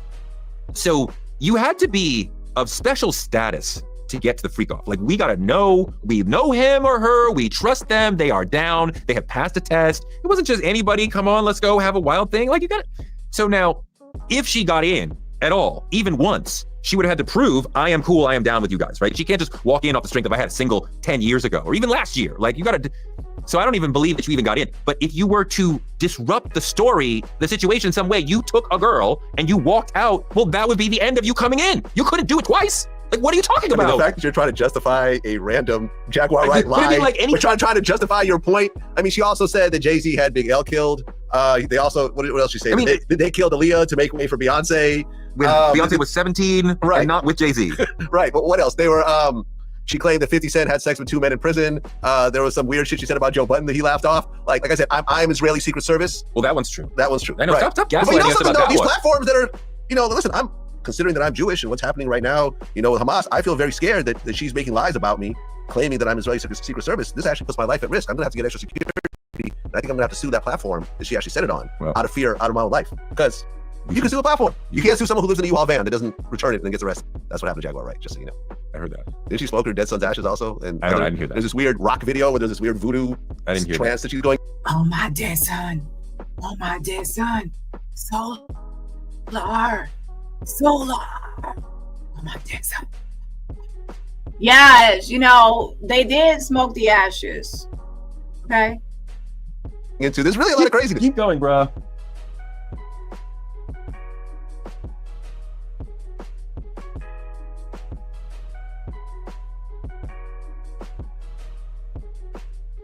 Not getting her flowers as a very talented cult leader. Your girl is better at trolling than she ever was at singing. I just did a whole Substack about her, talking about how she's a very talented cult leader, leading her following through Instagram, preaching at them like a fire and brimstone Baptist preacher about the evils of Jay-Z and Beyonce and other black celebrities. Of course, in her stories, she's not just the preacher, she is the savior. She is the one who will save these oppressed young people from these horrible, evil black celebrities. She's literally Queen Save-A-Ho, rescuing people from the freak-offs, walking them out of these nasty parties. Wait. Did he just say Queen Save-A-Ho? Oh, shit. I can see why Jag is pressed. Press. He be going at your ass, Jag. That's why. Jazz said she be ignoring him. She said, I've been ignoring him. My. He won't cloud out my name. I've been ignoring him. I'm going to keep on ignoring him. Why don't you talk about those sexual harassment allegations? So she called him the Christopher Lord or something, child. Hold on. I wrote about how and why Jaguar's stories work. And how part of it is that the Illuminati is like an assumed presence in her stories. Like when you watch a mob movie, they assume you understand the history of the mob. When you listen to Jaguar stories, she assumes that you assume the presence of the Illuminati. She's telling you stories about what the Illuminati does in their playtime. If you can believe that there's a shadowy group of rich black people who are controlling part of the world, then here comes Jaguar, ready to feed your beliefs with racy fan fiction about what the Illuminati do in their off time. But perhaps more than that, Jaguar helps her fans feel morally superior to rich black celebrities. Check my Substack for the whole story. I think Jaguar Wright is not getting her flowers as a very talented cult leader. Your girl is better at trolling than she ever was at singing. I just did a whole Substack about her, talking about how she's a very talented cult leader, leading her following.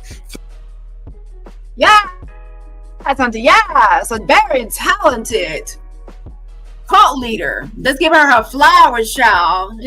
She's better at trolling than she is at singing. Child, looking like Mr. T, child. Hold on. Oh, his life and identity.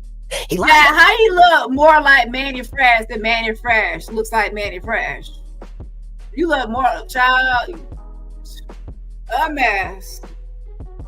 If Jad never permed her hair when she was 4 years old, she would know how to sing. Again, the reason she can't sing because she permed her hair at 4 years old, and since that time, her edges never grew back.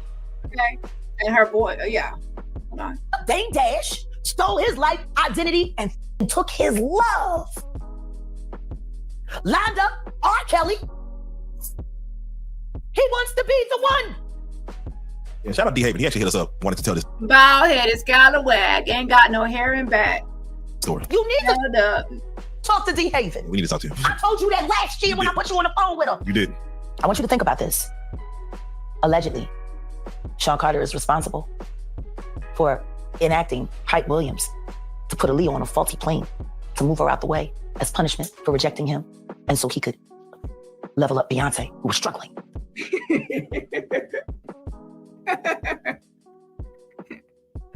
Oh my God, y'all! I'm so dead. Like, Jag is so jealous of Beyonce and Jay-Z. She really wants her man. Like, if y'all watched my last live, you missed it. Check it out. But I actually played the evidence of her talking about fucking Jay-Z while Beyonce upstairs. But she really, really wants Jay-Z. You have to listen to all the videos of her talking about Jay-Z and Beyonce, and you can. It's like she's acting like Beyonce stole her man. Okay. Let's just say allegedly that happened. Now I want you to think about 106th and Park with Mary J. Blige. Free, who is a victim of Sean Carter. Yeah. Mary J. Blige, who is a victim of Sean Combs, are sitting there talking about the death of Aaliyah amongst each other. Think about that. You got a Diddy victim, you got a Jay-Z victim, and you got a superstar gone. They know what happened. And yet, they had to sit there and have that conversation like they didn't know who did it. Think of the power of that moment. Think about Claudia Jordan right now. Claudia Jordan don't ever mention my motherfucking name. She mentioned it yesterday. Talking about why people are afraid to come forward. You mean like you? You was Diddy girl. Corey was Jay-Z girl. Why don't you claim your friend? Claudia. So, Jack, when you say... When I say Corey, I'm talking about Kathy White. Oh, yeah, that's what I was about to ask. Jay-Z's pregnant mistress, who died of... Jag kind of looks like the MC Hammer dog. Go Hammer, go. Are you MC Hammer or something? A sledgehammer head. An imaginary fucking aneurysm, just like the woman who was best friends with Kim and Kimura, who wrote the book Bling and died as soon as it made the bestsellers list.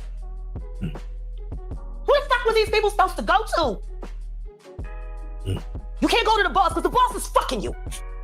And the boss's boss don't get no fuck. Can't go to the authorities. They're all bought and paid for. You could try to get a special prosecutor, but they'll just pay somebody to reassign him to another case. Where the fuck you go when you get f***ed over by the industry? Nowhere. That's where you go nowhere, which is where people like me step in. You right? I go to Diddy parties.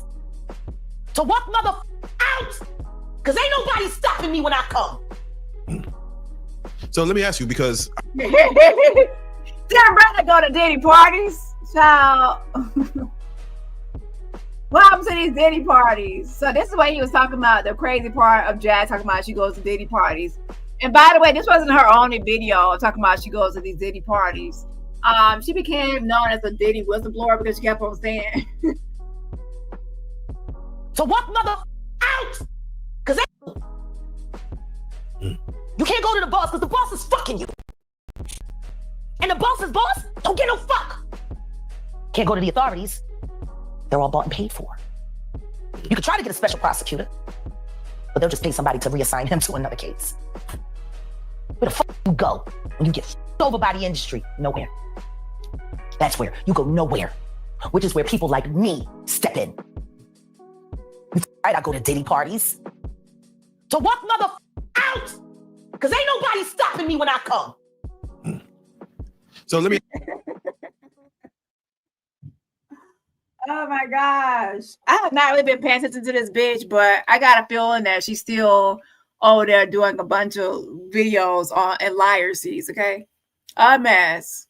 Let me give a shout out. Shout out to Minnie's Curl says, let's give Dani some love.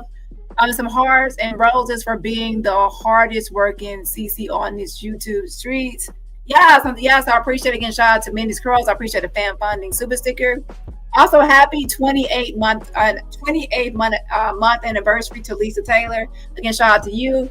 I appreciate you for being a member for 28 months. And everybody else, remember, support my channel for free just by what? Hitting that like button.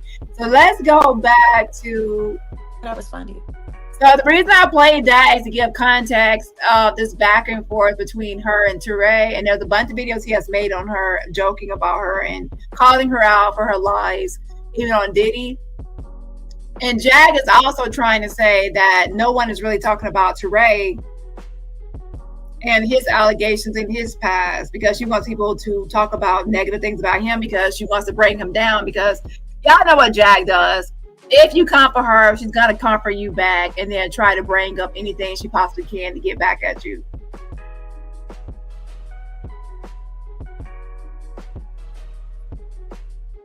I don't respond to predators. And you can go over to Set in the West and you can see the receipt for yourself. I mean, the truth is that video should be sitting at least 10,000. Like, there should be as many people running over there to see the truth about that weirdo as the people that went to go see him lie about me. I love it how people say stuff like, well, I talked to people that have known her for so long. Like, who? Who'd you talk to? You ain't mentioned no names. Who'd you talk to? I'd like to know. But then again, chances are I probably already do. And if you talk to these people, why didn't you interview them? That would have given it more gravitas. Why couldn't you get a soundbite or a statement? I don't know. Yeah.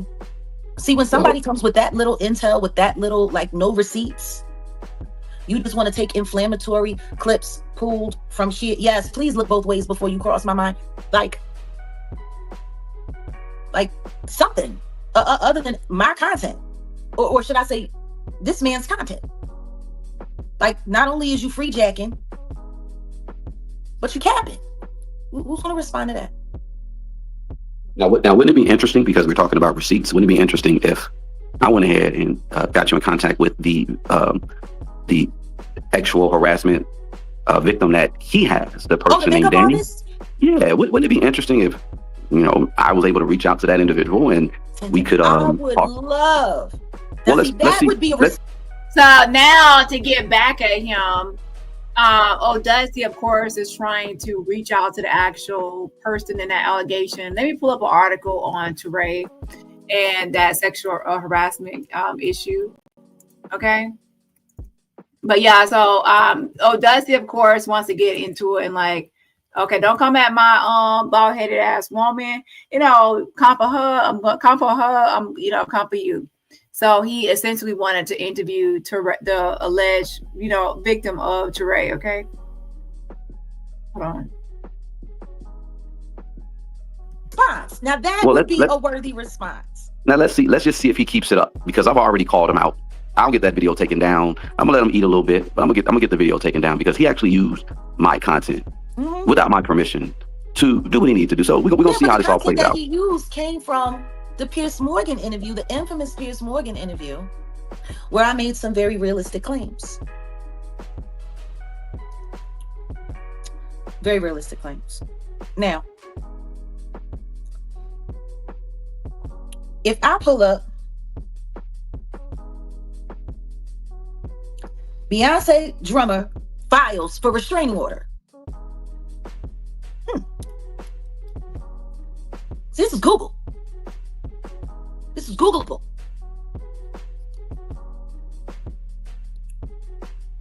Alleging extreme witchcraft.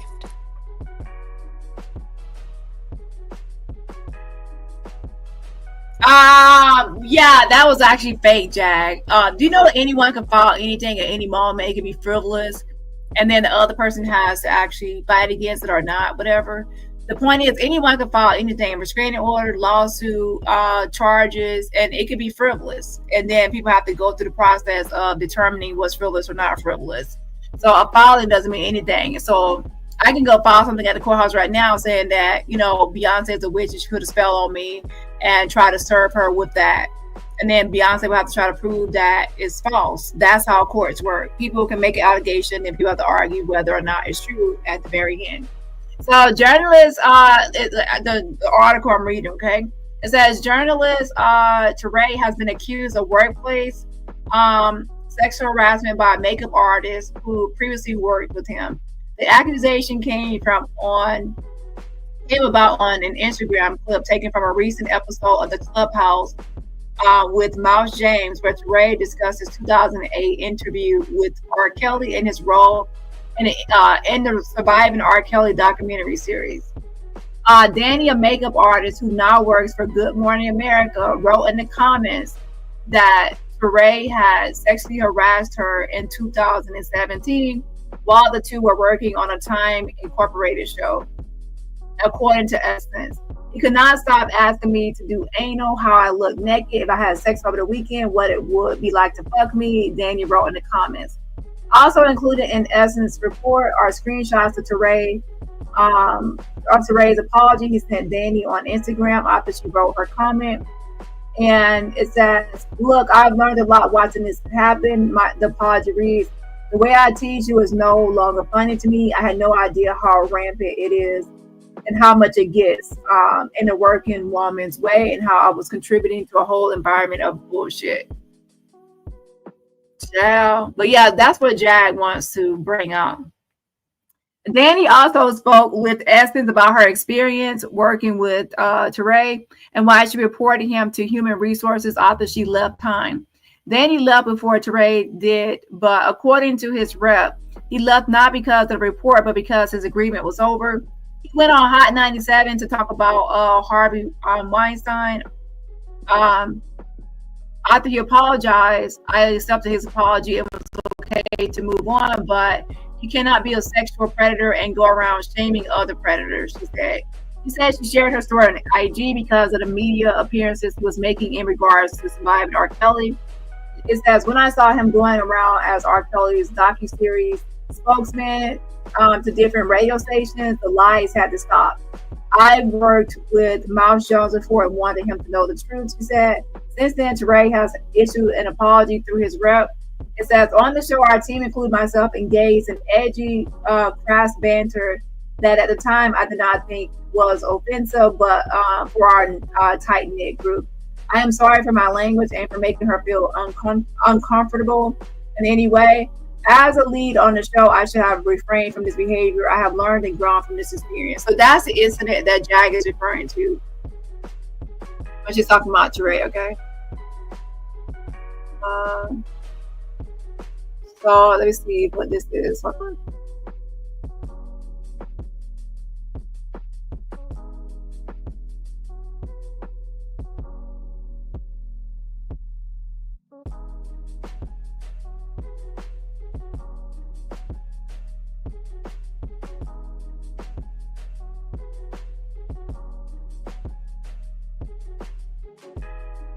So this is the comment she left under the video.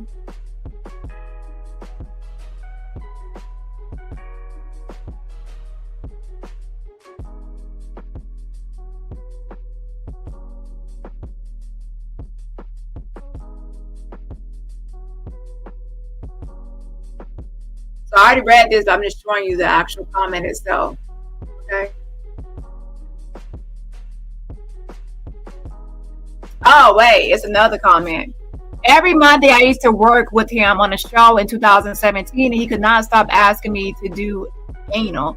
How I look naked, if I had sex over the weekend, what it would be like to F me, what his cum would look like on my face. I had to have the crew stay in the room with me while I got him ready. And when I left, I called HR. He got fired instantly. He wrote me a huge apology for doing that in my DMs. Still have it. He did a 2020 shoot in 2018, and I was there and he walked out. Told the producer that he was embarrassed because he was inappropriate with the staff member. He really needs to take a seat. Okay, so that person was calling him out in the comments. Says, but at Touré's show used to sexually harass me, how that worked. Okay, so those were the comments she left under the video. So Jag, this is what the Jag is talking about when she says Dani and the whole Touré, okay? Hold on one second.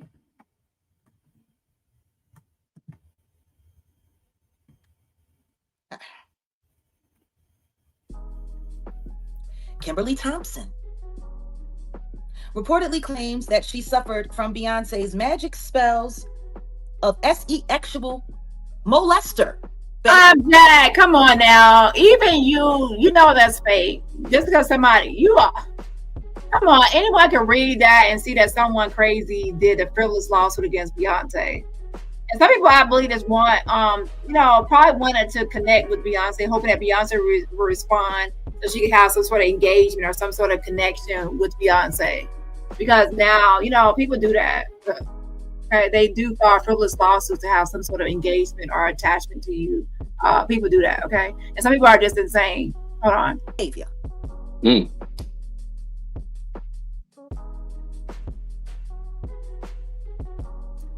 Kimberly Thompson, former drummer for the Baby. Magic spells of sexual molester. Oh yeah, and then she unalived her kittens.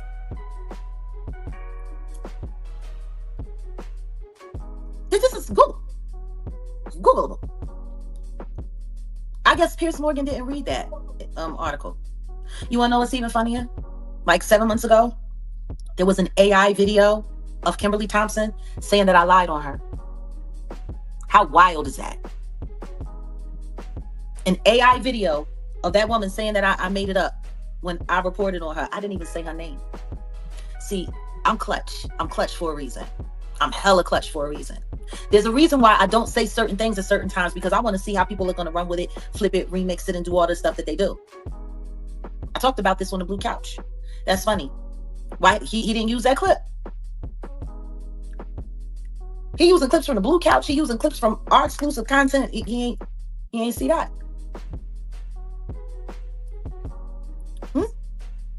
See, I'm not a fool. The plantation managers, they skipped the notification for you today. Kimberly Thompson, Beyonce's former drummer, has filed for a civil harassment restraining order against Beyonce. The blast reports and court records viewed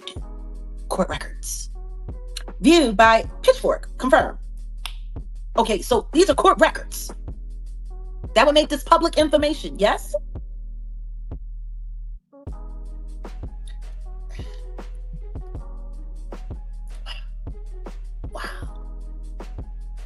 According to documents obtained by the blast, Thompson alleges that Beyonce is practicing extreme witchcraft and magic spells of sexual molestering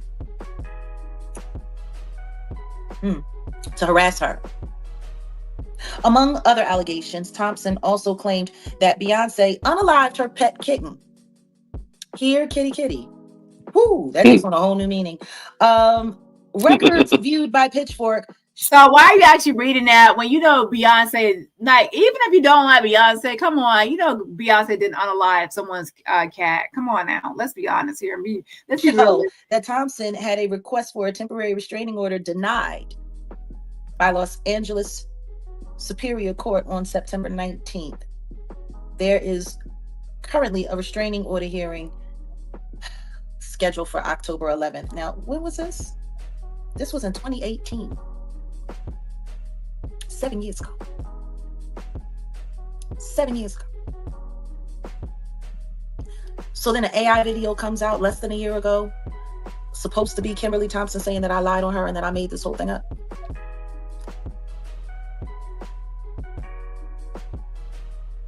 I don't know. Kimberly Thompson had a lot of things to say. All accusations I survived are real, she wrote. Along with her work with Beyonce, Kimberly Thompson also played drums for the Fred Armisen-led house band for the 5th season of The Late Show with Seth Meyers. Like, she had a really credible. So let me actually go over Brian McKnight lawsuit really quickly. Any updates for that one? So let's see what's happening with the Brian McKnight versus Jag lawsuit.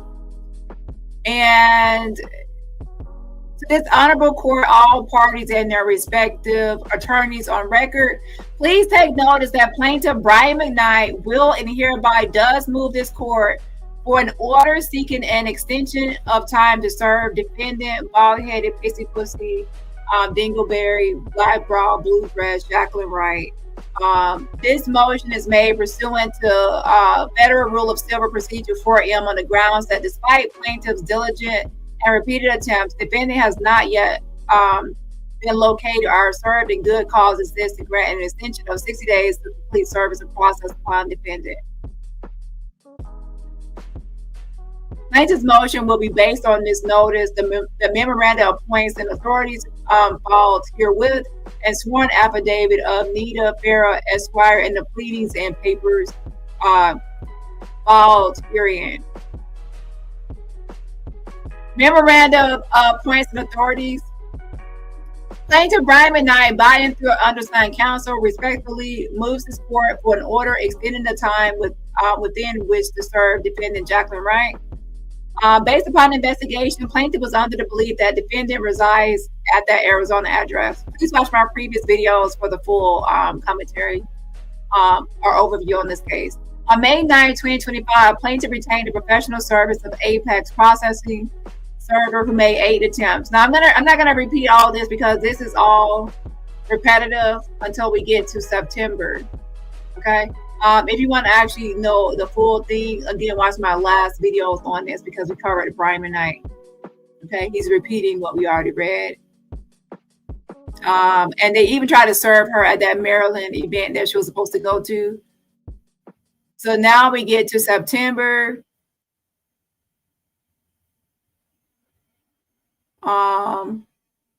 So this is right here talking about that Ramroad apartment. That Ramroad apartment in Henderson, Nevada. She's not there anymore. She's been moved from there. That's when she was working at Buick, and they were helping her with an apartment.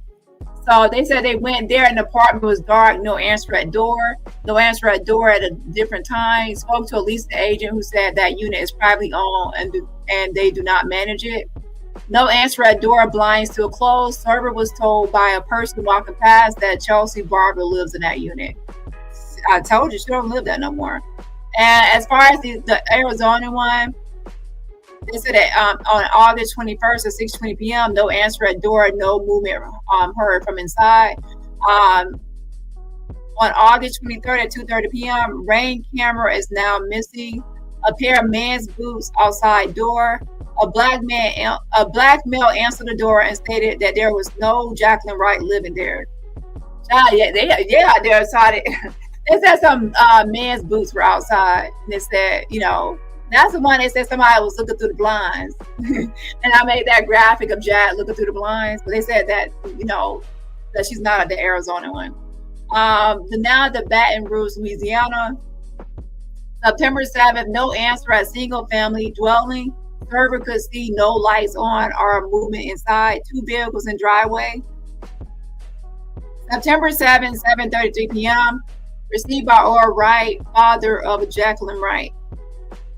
Oh wait, they try to go to Or, huh? No, her father is no longer living. But y'all gotta do some more research. Father of a Jacqueline Wright. Well, that's not this Jacqueline Wright. Y'all, what are y'all doing? Yeah, y'all gonna serve the wrong Jacqueline Wright.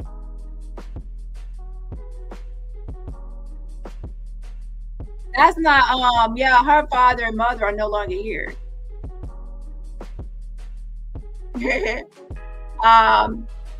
And I don't think that's her dad's name is not even Earl. Okay. On September 18, 2025, plaintiff's counsel received a call from a Jacqueline Wright stating that plaintiff has served the wrong Jacqueline Wright. Oh my gosh, I knew it. So y'all done went out and served the wrong Jacqueline Wright in Louisiana. They're like, what the fuck? Oh my gosh. After comparing the phone number of the person contacting plaintiff's counsel, her email address, and evidence of the wrong person's middle name, y'all should have spotted that first. Like, I didn't tell DBU about middle names. It became apparent that plaintiff indeed served the wrong Jacqueline Wright. Now, y'all got to start watching this sector more. I know y'all be in this sector because y'all stopped by one of the other channels in here. Y'all got to do y'all research. We could have told you that her father was no longer here. We could have told you that what you're looking at ain't it. We could have told y'all that. Okay.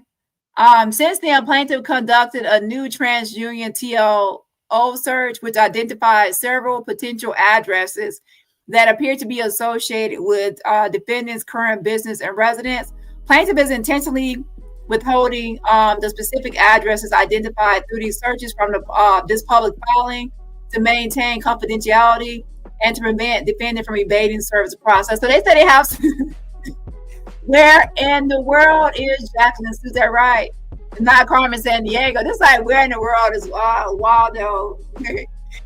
Look at this image. You see all this big old image? Can you spot the bald-headed bitch in the blue dress and the black bra in this picture? Where is Waldo? Where is Jack? They're going here, there, and everywhere. Now, how can y'all keep on missing that big old head? So anyways, plaintiff has arranged for service of process to be attempted on the evening of September 18, 2025 at one of the identified addresses. If that attempt is unsuccessful, plaintiff has further arranged for the process server to attempt service at the two additional addresses on Monday, September 22nd, 2025. Yeah. If a defendant is not served within 90 days after the complaint is filed, the court on motion or on its own ought to notice that the plaintiff must dismiss the action without prejudice against that defendant or order that service to be made within a specified time. But if the plaintiff shows good cause for the failure, the court must extend the time for service for an appropriate period. On its face, Rule 4M does not tie the hands of the district court after the 120-day period has expired. Rather, Rule 4M explicitly permits a district court to grant an extension of time to serve the complaint after that 120-day period. And in deciding whether to grant an extension under Rule 4M, courts may consider factors like a statute of limitations bar, prejudice to the defendant, and notice of a lawsuit and eventual service. So that pretty much is wanting an extension. So I'm not going to read all of this. It says actual notice of this lawsuit has surely occurred given the extensive media coverage surrounding plaintiff's claims against defendant, both of whom are public figures. A simple internet search for Brian McKnight and Jaguar Wright yields numerous articles and social media posts, including coverage on YouTube, IG, and Facebook, as well as reports. Yeah, they already know coverage on YouTube because I'm even covering it now, as well as reports from outlets such as TMZ.com, BET, Black Enterprise, and Vibe. For example, TMZ reported on April 29, 2025, that plaintiff filed a defamation suit against defendant discussing her alleged false statements regarding abuse and prostitution. Similarly, Wikipedia currently knows under defendant's entry in April 2025, Brian McKnight. Y'all done went and updated that girl on Wiki. Let me find out y'all done updated her Wiki at this. In April 2025, y'all remember, first two of you remember, Jack used to brag about her Wikipedia. She did. Like, she was happy, it was all nice. And then I went in there and I made some changes to it. And I think other people are making changes to it. So now I don't think she probably likes her Wikipedia no more because it's more truthful. Not all the way, but it has some truths in there. Okay. And matter of fact, I need to actually check on her wiki. I need to check on her wiki to make sure everything is still there, because sometimes she will have people go and make changes to it. So I definitely will be checking on it, especially periodically, to make sure that everything is how it should be. So people remember. So let's go ahead and continue. Plaintiff filed a defamation suit against defendant discussing her alleged false statements regarding abuse and prostitution. And it says the wiki was updated. And it says accordingly, defendant cannot credibly deny actual notice of this action. Now, Jack obviously has notice, but that's not sufficient. Just you saying that she's aware of it, that's not sufficient. You have to serve her. So yeah, based on the above, plaintiff respectfully requests that the court grant an extension of 60 days to complete service of process upon defendant Jacqueline Wright and file a proof of service in accordance with federal rules of civil procedure. Now, they remember she was sued in 4 states, and I think in Arizona they gave a publication right. Now this one is for California, so I don't know if it was granted for here, but I know in Arizona one, I think they were granted the right to publish, serve her by publication over 4 weeks. So that's that document, and then there's one more.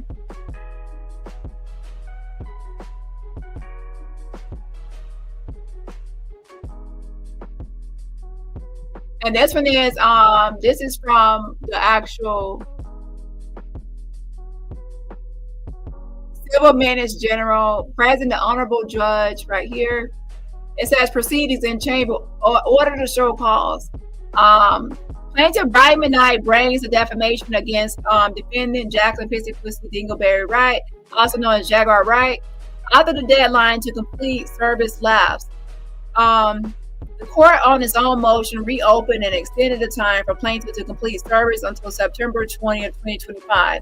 Plaintiff has not filed proof of service of defendant. Instead, one day after the extended deadline to complete service, plaintiff moved for an order further extending the time to serve defendant. The court orders plaintiff to show cause why this action should not be dismissed without prejudice under Federal Rule of Civil Procedure 4M. Plaintiff should file a written response within 7 days. Failure to file a timely and satisfactory response will result in dismissal without further warning. So the judge is going to dismiss this if within 7 days, if there is not a sufficient response as to why she has not been served and things like that. And that was September 24th, so we're on day 3. So they only have a few more days to respond. Okay. Yeah, so that's the update for that. Let's go back to the video, and I'm going to also update on her current charges, because you know that she has 2 felony warrants out of Dallas, Texas. So let's see what's happening with that case. A really, really, really, really, really credible career. It's funny. She's a native of Philadelphia who moved to Brooklyn. I'm from Philly too. She made it very clear that in the SC actual stuff that was going on, she was being, partied on against her will. Isn't that what I said on Piers Morgan? Yeah, you did. But I'm a liar. That's interesting. Huh. I also said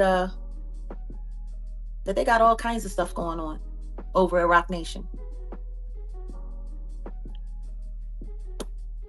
And then here comes the Damore Hadley story.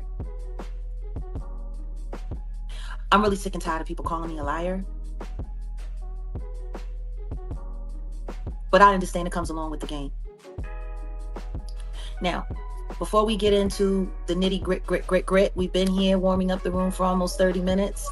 I'd appreciate at least another 350 more likes. That would be great. We should be able to get at least 500 likes. We're 300 and some change short. I know why the industry be lying. There was also some other comments made about the freak offs, and I was wrong about it because it only happened with a couple of people, right? Oh my gosh. Now, what do y'all think Jazz is going to say now? Because I called her out. Other creators in this sector called her out. Even Touré called her out. Everyone is calling her out because Jazz was making it seem like freak offs for these wild orgies. With a bunch of people in the room just all flapping and fucking and sucking from every corner of the room. Like it was like a wild sex orgy or something. And now it turns out it was just Diddy, like we've been saying, frapping off in the corner, frap, and then Cassie and Diddy, or Jane and Diddy. It was never a male escort. And Jack, to be honest, she looks like a male, and she possibly, she admitted to being, a sex worker before. She said, I was a sex worker. So who knows? She could be a male escort, and we just, think that she's a biological woman, but she's a man that transitioned into a woman that still looks manly. I don't know. So with that being didn't transition properly. Okay, so anyways, with that being said, it's just a mess altogether. It only happened with like 3 or 4 of Diddy's paramours. That was it. Yeah. And this is what he said. According to court documents, that's what he said. According to court documents, which everyone now knows were heavily redacted. There was a ton of information and evidence that didn't come out. You know, when Homeland Security first... I told y'all she was going to do that. Jai was going to get on here and saying there's a bunch of evidence that didn't come out. I'm on the Diddy tapes. They just didn't release the Diddy tapes. I'm on the Diddy files, but they didn't release the files. There is this going on, but they just didn't talk about it. They're covering up all his allegations that I'm involved in. There's pictures of me at the Diddy parties. They just didn't release it. She's going to go on and on and on making up bullshit. Did a inventory list of what they acquired in their seizure from all the homes.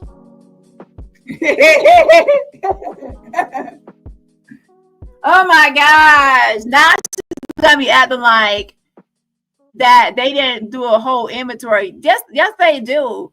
Do you know when they actually go to someone's home and they see stuff, they have to note down every single thing that they remove and take. It has to be labeled and actually taken into custody. So that's a lie. Stop acting like you're doing the same thing you did with Epstein Island. Acting like you're on the Epstein Island list when you're not. Now you're acting like you're on some sort of the stuff that you're involved with Diddy. That now it's just not noted or listed or on the forfeiture list or anything. All right, it's not, they didn't properly seize the evidence and label the evidence. But the issue with that lie is, Jag, you forgot that you actually said you have no business with Diddy, no nothing with Diddy before. So how do you expect to actually be anything involved with Diddy when you say you there's nothing with Diddy? Let me get that audio. Thousands of tapes, not dozens, thousands. You think thousands of tapes, and it was only Cassie, Daphne,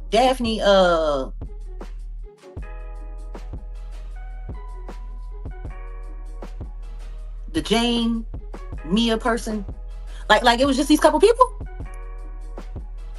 There's no way. All of those tapes.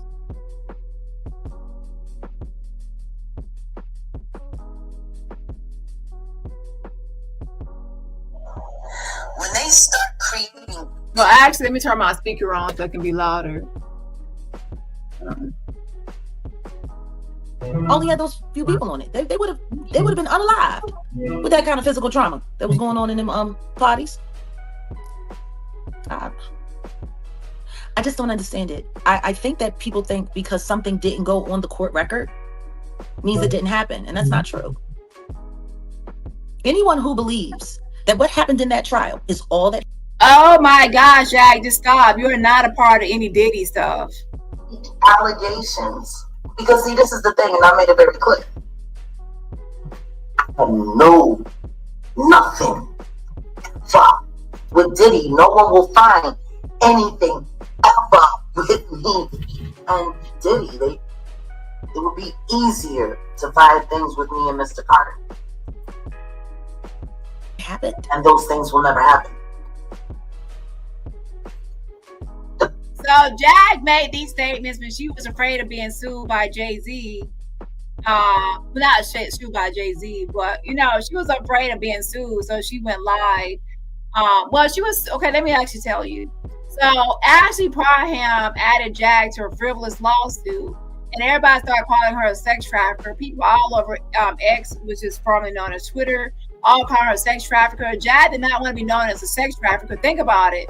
It's that this whole Diddy trial is going on, everything about Diddy, and then now this Ashley Parham lawsuit claiming that Jag is a sex trafficker that was helping Diddy to traffic women and traffic Ashley Parham. And by the way, Jag is going to later say that she feels like she should sue. Maybe she should make a lawsuit herself. Okay. But yeah, she got scared about it and she wanted to tell everybody, I have nothing with Diddy. I'm not involved with Diddy. I'm not a sex trafficker. She was trying to defend herself. So why is she trying to defend herself? She told him herself. Okay. I got a bridge in Brooklyn. I can sell it to you right now. Hook me over the $5 cash app and it's yours. Like for real. The judge has also spoken on several occasions in the midst of him going through everything because he doesn't want to rely on the jury's verdict solely because he feels as though they didn't follow instruction. Like, I don't understand. Because the judge has seen all of the things that were redacted, all of the things that the prosecution chose to keep out.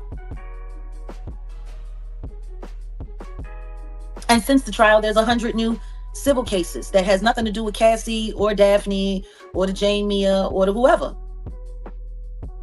Nothing to do.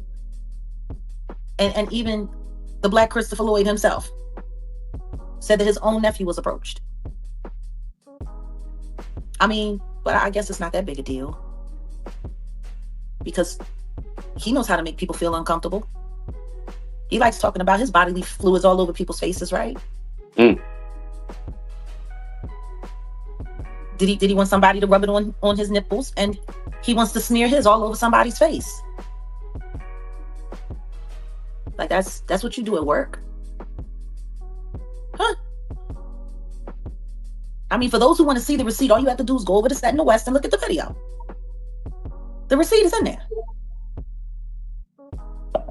of what the Black Christopher Lloyd did to a woman. So to all content creators who are looking to use this as content and looking to find a way to, you know, do videos about what he had to say about me and the way he's coming after me, do notice you're platforming the opinions of a predator.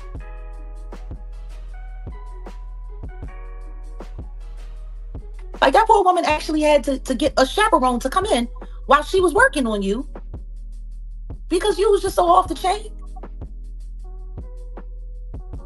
Asking her how many times, you know, she getting, you know, you can find me in the club. I'm in there I ain't into making love. Like, you all up in her business. Here's another one right here. Let's listen to this one.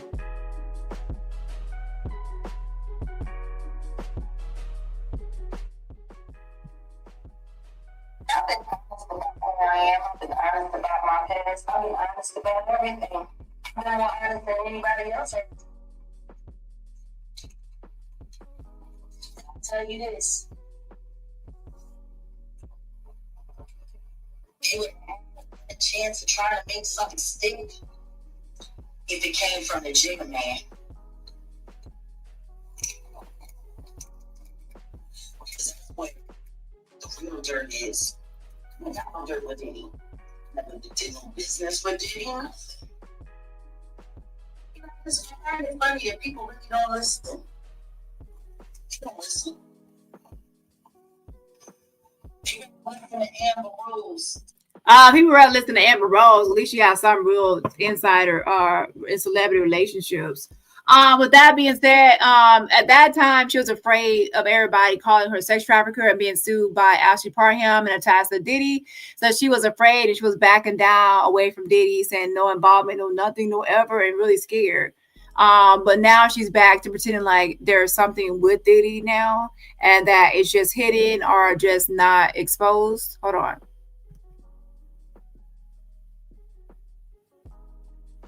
That's what you do. That's who you are. That's wild. But that's also standard practice for a lot of men that I've known in the entertainment industry, because that's what a lot of the men in the entertainment industry do.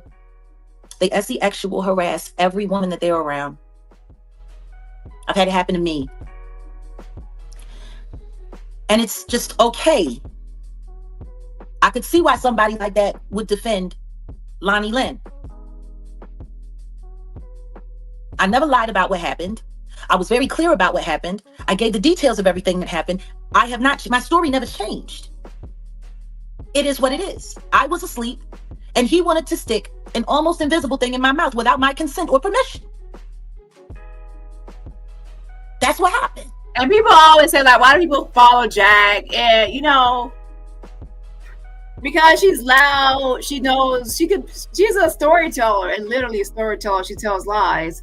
She can be very dramatic. She's theatrical. She puts on a show.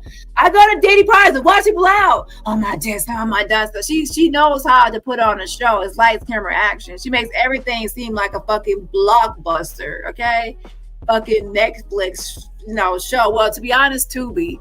Yeah, let's don't give her credit for Netflix. Let's put it on a Tubi, some sort of Tubi show, okay? But again, loud and obnoxious and dramatic and theatrical doesn't equal true, especially when the bitch never has fucking receipts, okay? She just sits there bald-headed hollering about conspiracies while recycling the same lies a million times a year, okay? And I don't have to watch Jack's videos to know she's over there lying about somebody. She over there lying about somebody, okay?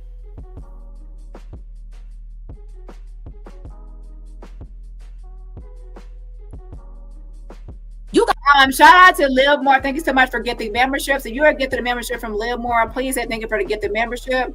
Again, if you are getting the membership from Live More, please say thank you for the get the membership. Also, please put some hearts in the chat to show love to Live More for her generosity to get the memberships. Put some hearts in the chat. Yes, something yes. And everybody else, remember, support my channel for free. Justify what? Hitting that like button. Not a makeup artist. They had to go tell on you because you were so out of control with your reckless little mouth. You want to turn into ET and do an anal probing?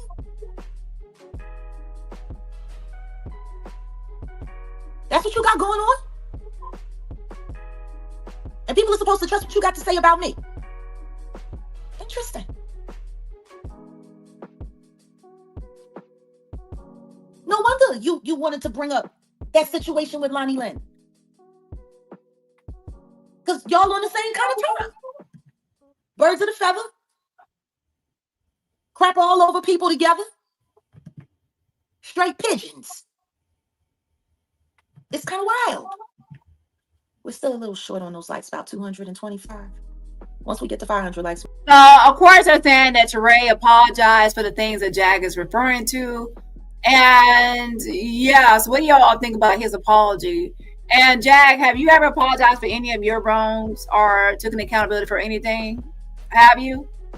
We won't get into the updates because it's going to get, yeah, y'all need to go over the set in the West and y'all need to see those receipts. There's also another receipt over there, me sitting on panel talking with a woman who is not black. Because it's funny, people say that I only go after black entertainers. Not true. I've had many things to say about Clive Davis. I've had a few things to say about someone who's the head of things around here in YouTube, works with Google. I call him Ra's al Ghul. He mentored the Jigga Man to take over his job as head of Def Jam once upon a time. When Rihanna was brought into the country as a minor without parental supervision, her father, who was recently deceased, may he rest in peace, he came up later. Yep. Yeah, but like Rihanna, this woman was young, from South Africa, broken family. When she started being essayed. And a lot of that happened before she got her record deal. It's wild. Because her assailants weren't black people, they were white. See, a predator is a predator. It doesn't matter what color they are. I address the people that I address because they are the people that were in my vicinity. But as I start talking to other survivors, they start corroborating other things that I have said. It's wild to me. It's wild. Your honesty and feminine energy shines bright. A selfish person would just take the bag. Yeah. I agree, Puffin. But they offered me money to be quiet. They offered me money 5 years ago. They offered me money 3 years ago. I said no.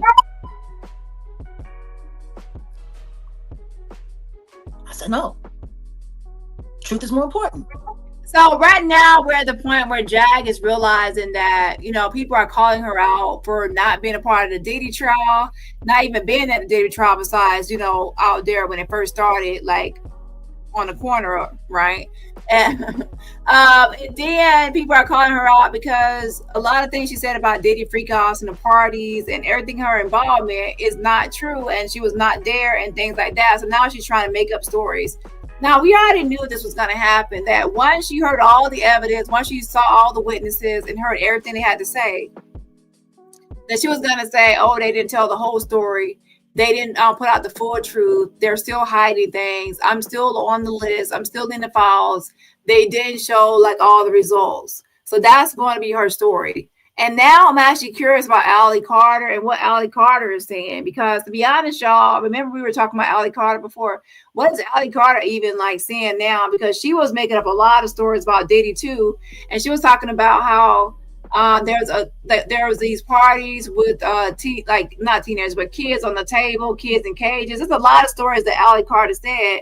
And what happened to all Allie Carter? So I have not been keeping up with Allie Carter, but she really been called out for how all her stories don't add up about Diddy either. Like, are people gonna wake up and realize and see the light that all these stories and make the stuff that people make up are not, panning out? So yeah, I just, God bless all of you content creators that are out there, giving credence and light to a man who goes to work and thinks that it's cool to sexually harass somebody there just trying to earn an honest living. Ask them all about their personal life, who's been in and out of their body, how many times they get it, whoop-de-whoop-de-woo, how they like it, how they imagine their bodily fluids all over that person's face. Y'all wanna take his word for it? Okay. It sounds like with his track record, he's got every reason to lie on me. But see that RICO thing. Let's get back to that RICO thing. RICO. Suave. It's like getting Vietnam. Yeah, flashback. Yeah. It is. The trauma. It is. But it's cool. It's just, it's the same thing all of the time. The people that they had here on YouTube to try to discredit me saying the same crap he's saying, it ain't working with them no more. So I guess they thought that they would level up. It's not the fact that nothing is working. It's just that nobody's really reporting on you or talking about you. Okay. This guy right here, I already said I was going to do a part 2 or, of the Touré response, because I played his video, but then I never played or discussed your follow-up, which is this right here.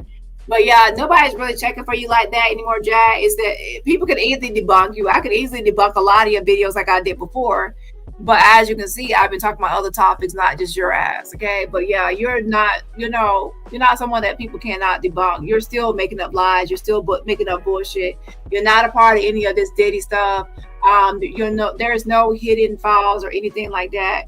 The only thing, I'm not gonna say only thing because this you're wrong with it, but you were not a witness to this case. You were not a part of any supplying his parties with sex workers. All your stuff is just lies. Okay, it's made up bullshit, and you're exposed, and so is Allie Carter. But I just want everybody to know, for the 20-some-odd thousand subscribers that he has over there, you're supporting a predator. And for everybody over there on TikTok, you're supporting a predator. That's why I don't address him. He doesn't deserve to be addressed. He's a predator.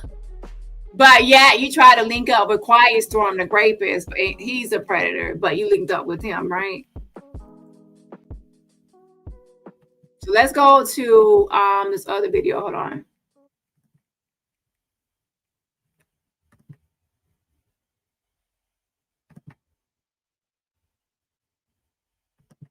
Get close to home with you. So, oh my God, you know where I'm going with this? Yeah, no, I do. I mean, God, okay, so I've told the story so many times, but you're gonna, go over it on Vlad TV. No. I've told the story too many times. This story is too old. Okay, well, you and Diddy were close enough where you had each other's numbers and you could reach out to him and so forth. At one point, I mean, I'll tell you this.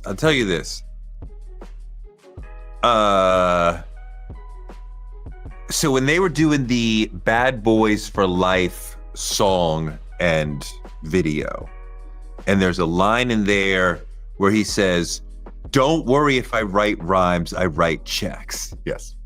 And as a hip hop purist, I took offense to that line. You are bragging that other people are writing your rhymes and you're paying them for ghostwriting? Like, At least pretend. But, you know, I was offended that he was talking about it and bragging about it. So I was writing a review of that album for Rolling Stone. And there was a line in the review that said, you know, that said, like, basically, that was whack. How could you say? Now, for some reason, I had sent it in, and it was too late for me to do anything about it. It was already on the way to the publisher or printer.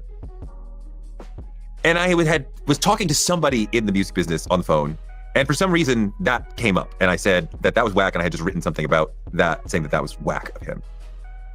And I shouldn't have done that, but that was stupid. I was young, so dumb. And we hung up, and not 10 minutes later, Puff is calling me. So this person was like, I hung up and immediately called him. Yo, Touré said, he's calling me. And I saw the sort of... So, of course, since he's talking about Diddy and how Diddy called him and things like that, so, of course, Jag is trying to attack. She does not like people calling her out, calling out her lies and this foolishness about being at these Diddy freak out parties and all these events and all these lies she makes up constantly. So since he has called her out, obviously she's going to try to say, oh, you had a connection with Diddy, oh, you have sexual harassment, oh, you have this and you have that. So that's the whole beef between these two, is that Jack is mad that he has called her out for her lies. So now she's trying to look at things she can expose about him. And that's what's happening here. Whole Puff thing in this story. Because first he was like nice and cool. Hey, Playboy, how you doing? Can you take that? What did you write? Can you take? And I'm very awkward. Like, I don't want to discuss the article I wrote with you. I'm not going to tell you what I wrote, but I thought that line was whack. And he's being nice. Like, can you take that out? And I could never go to Rolling Stone and say, hey, Diddy asked me to take a line out of my review about, like, no, that's insane. I could never do that. I would never do that. And I'm like, hip hop purist. I'm like, no, that was whack. Like, what you said was whack. So then he starts to get upset and he's yelling at me. And I do remember him saying, I will end your career. And I was like, I don't even have any idea how you would do that. So I'm not employed by you. I don't need you for my employment. So, I will buy Rolling Stone and fire you. You know what I mean? So, I mean, it just kind of went over my head of like, yeah, sure, like whatever. So he's kind of screaming and yelling at me, very angry. And I'm kind of like dissociated because I'm like, whoa, like what is happening? And then it kind of calms down and he's like, back to nice. So, can you help me out here? And I'm like, still no. So the call ends, and it was like 2 weeks later, I got an invitation to a white party in the Hamptons. Now, a Diddy white party. Yeah. Yes. And now... So now people have a more of an understanding that there were white parties, and a lot of these places were photo ops. Celebrities went to these white parties knowing that they were going to be photographed, Getty images, and things like that. It was intentional. So Jag, talking about, oh, someone went to a party. At first, before the trial, most people didn't know what type of parties or what really was going on, because there are so many different stories that are going on about these freak out parties and what they're all about. Jonathan Oddie obviously told us what was really going on, that he was a Diddy sex worker, and that's actually came out during the actual trial. So that was actually true. Jag and Allie Carter told bullshit ass lies about these freak out parties. So he is not saying he was at a freak out party, obviously. He said he was just at a white party. And I already called this out a long time ago with Lamisha Fuller, because she said that she was on the table. Oh, they made me eat the jelly bean. I want to eat the jelly bean. I was on the table. I was 10 years old. Like, she said she was on the table, and then she was a girl on the table that was like Filipino, that she was Anna Kane, the white lady in a D&G shirt, just making up these lies. And I said at that time, no, you can tell that everybody at this white party is there to be photographed. It's for a photo op to make the news and to get things buzzing. They're not going to have minors at an open party that's meant to be photographed. These types of parties that they're talking about in freak offs are going to be private in a setting where it's definitely not going to be cameras from media cameras snapping pictures every second. So that even makes sense to me, as once I saw there was a photo op event. Okay, Yeah, so anyone attending those white parties is not about that. It's what happens later on or at a different point altogether at these freak out parties with Diddy, these male escorts, and then also, you know, Cassie or Jane. I thought that meant that we were cool. Like, you know, we had this interaction, you know, I stood my ground and he's like, cool, whatever, like, come to the party. I get to the party, you had to drop off your car in one location and get on a bus, and they bus you to the mansion, and you get off the little white bus, and there's these Victoria's Secret models wearing like wings and a halo and handing you champagne, and they're like, welcome to heaven. Okay. So I get in, and Andre Harrell is there, and Andre Harrell was my man, right? And we got on thick as thieves like every time we saw each other. And he was like, watch out for the pop brownies. And he was giving me like a good warning, like, you know, take it easy on the pop brownies. Now, I'm like, yo, I smoke every day, nigga. Like, I don't need your warning. And I'm like, you probably don't smoke that? Now, what they gave warning at least that the brownies are, you know, just not brownies, okay? Imagine you thinking that something is just brownies and it's like some edible stuff in there. Often, like once in a while, and I'm like in this smoking life at that point in my life. So I took it as like a challenge, like, what? Like, step aside. And I scarfed down 2 of them real quick. And, you know, he was right. You know, good 20 minutes later, I'm like zonked. Like the room is kind of spinning and I'm like, wow, there's a lot in these brownies. Like, fuck, I should have eaten 2. And this is right when Puff had just started dating J-Lo. So it wasn't publicly known. They weren't publicly admitting it. But they were there together at the party. And I remember sitting down somewhere because I'm like, wow, this party is like spinning right around me. And he came and sat down right next to me, and J-Lo was right next to him, and he's staring at me, and he's like, you fucked up. How could you say that about me? Because now he had seen it in print, and he's giving it to me. And it was not a setup because it was not a public dressing down. Like, if you saw us, you would just think we were talking, right? So nobody's hearing him yell at me. It was not public. Except for J-Lo, of course. J-Lo is sitting next to him and looking at me like with these eyes, like, yeah, you suck, you suck. What are you saying about my boyfriend? You know, I don't even know if you know, like, what's going on. Like, are you saying? Because the review was mostly positive, right? We was just beefing about one line in the review. So he's giving it to me. I can't really say anything because there's not much. Yeah, I discussed the Tennille lady when she was pretty much saying that she was almost like, she felt like she was gonna be sex trafficked. To be honest, that story didn't seem that real to me. I mean, I listened, but it didn't seem that authentic to me. It seemed like more of a fantasy and also a way to get clout because Diddy, it was at the height of all the Diddy stuff.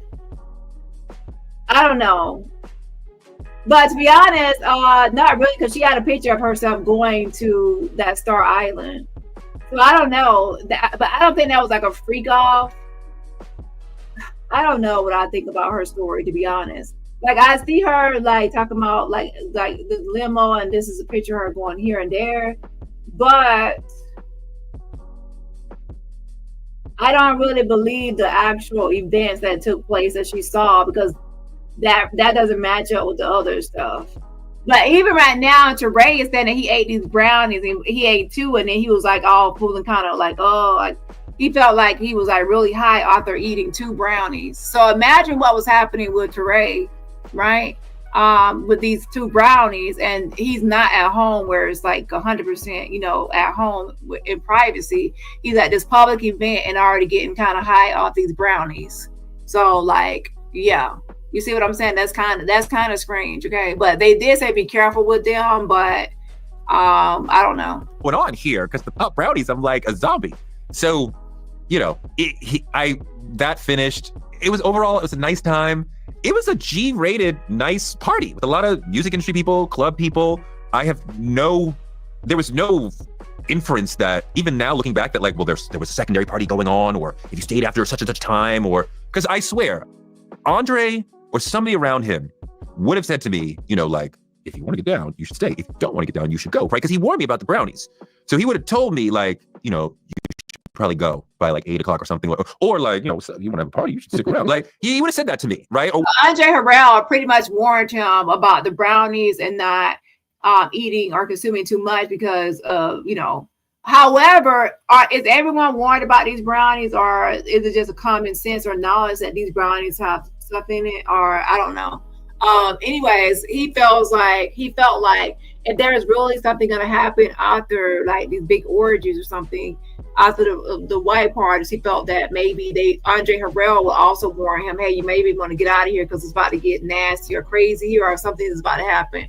But nothing like that happened. But of course, we already know now that the freak out parties were not as Jag or even Allie Carter described it or said it was. So it was just completely fake. They both lied. And I might look and see what Allie Carter was saying about what's her excuse for not, for none of this stuff coming out. I'm sure it's going to be the same as Jag, to where she's going to say that they hid files. I don't have to watch her to know. She's going to say they hid files. They didn't put out all the evidence. They're covering up the child stuff. She's going to be making up stuff. That's what they're going to do. And that 100% that proves Allie Carter is a liar, because it's just not adding up for her either. It's not. Shout out to Ahmad. Thank you so much, as always, for supporting the channel with the gifted membership. If you're to get the membership, please say thank you for the gifted membership. Again, if you are to get the membership, please say thank you for the gifted membership. Also, please put some hearts in the chat to show love to Ahmad for his generosity of gifted memberships. Again, please put some hearts in the chat to show love to Ahmad. And also, don't forget to hit that like button. I need to get back into the algorithm for the drama algorithm. Okay. I started reporting on politics and true crime. So now I'm out of the other algorithm. I could tell by my studio what I'm actually attached to. Okay. So please also make sure you thumbs up so I can make sure I can. The thing about it, you talk about different topics, the YouTube gets confused. It's like, what type of channel is this? Okay. My channel is known for mess and drama. And that's why I kind of like want my channel to be separated. So to be honest, I actually might start like doing my true crime where I should go.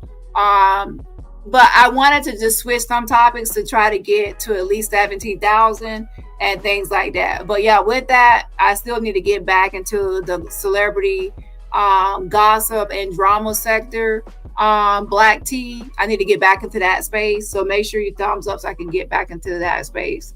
Ciao. That I looked at my thing. I talked about Candace Owens and Charlie Kirk and the Piers Morgan debate. And next thing I know, I'm starting to be into politics. I ain't say I want this channel to be into politics. I ain't talking my whole channel to be into some politics sector. Okay, I don't even do enough content to be, in the politics sector. Charlie Kirk and Candace Owens, a few videos, and then I'm in politics. I got people attached to me in politics. It's crazy. Okay.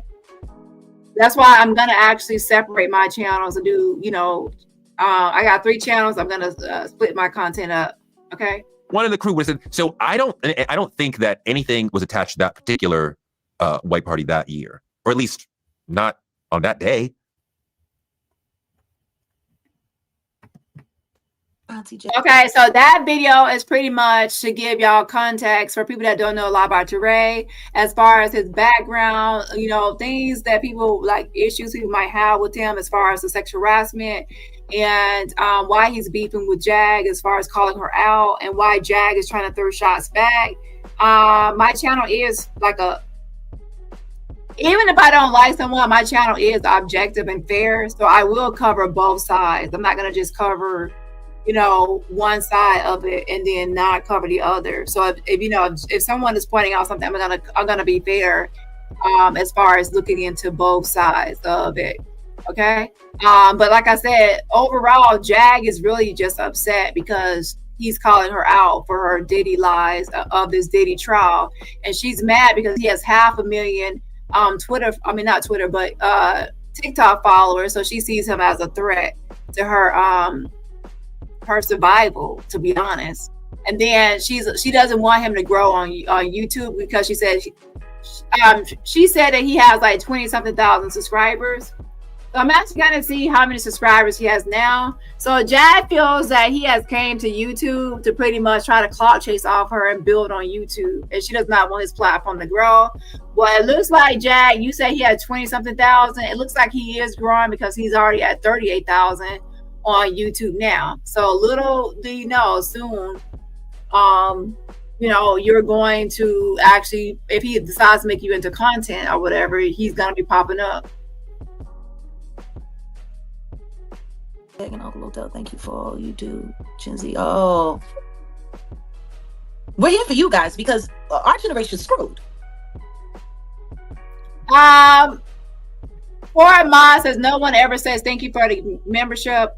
I think that some people that are getting the memberships is they are bush babies, and so some people are maybe some people that are bush babies, they're not going to come out of the bushes. They're going to only show love from the bushes. They might actually put hearts or something else, and with that, they're going to be appreciative of it. But there's people that actually chat, and there's some people that actually just stay in the bushes, but they still support my channel. So I definitely do appreciate it, and I'm sure that if people are out there and you actually got a membership, you can just hit the hearts or show some sort of reaction. You don't have to come into the chat. But yeah, I know that you're joking. I know you're joking.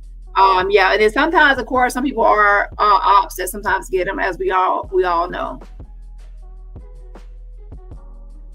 We trying to put y'all up on game.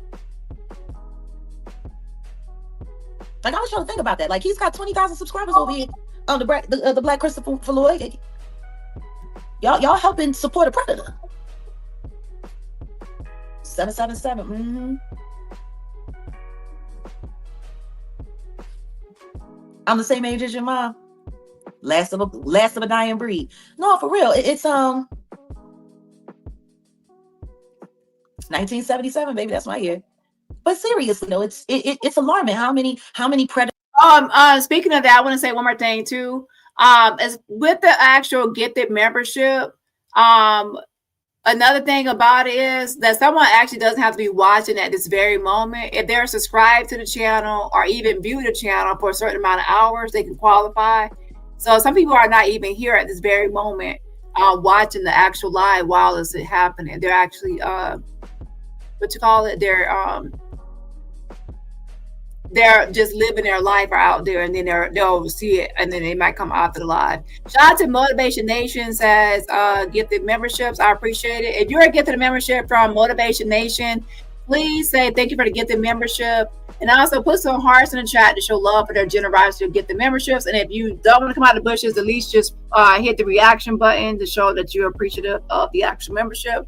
And everybody else, remember, support my channel for free just by hitting that like button. Get support online.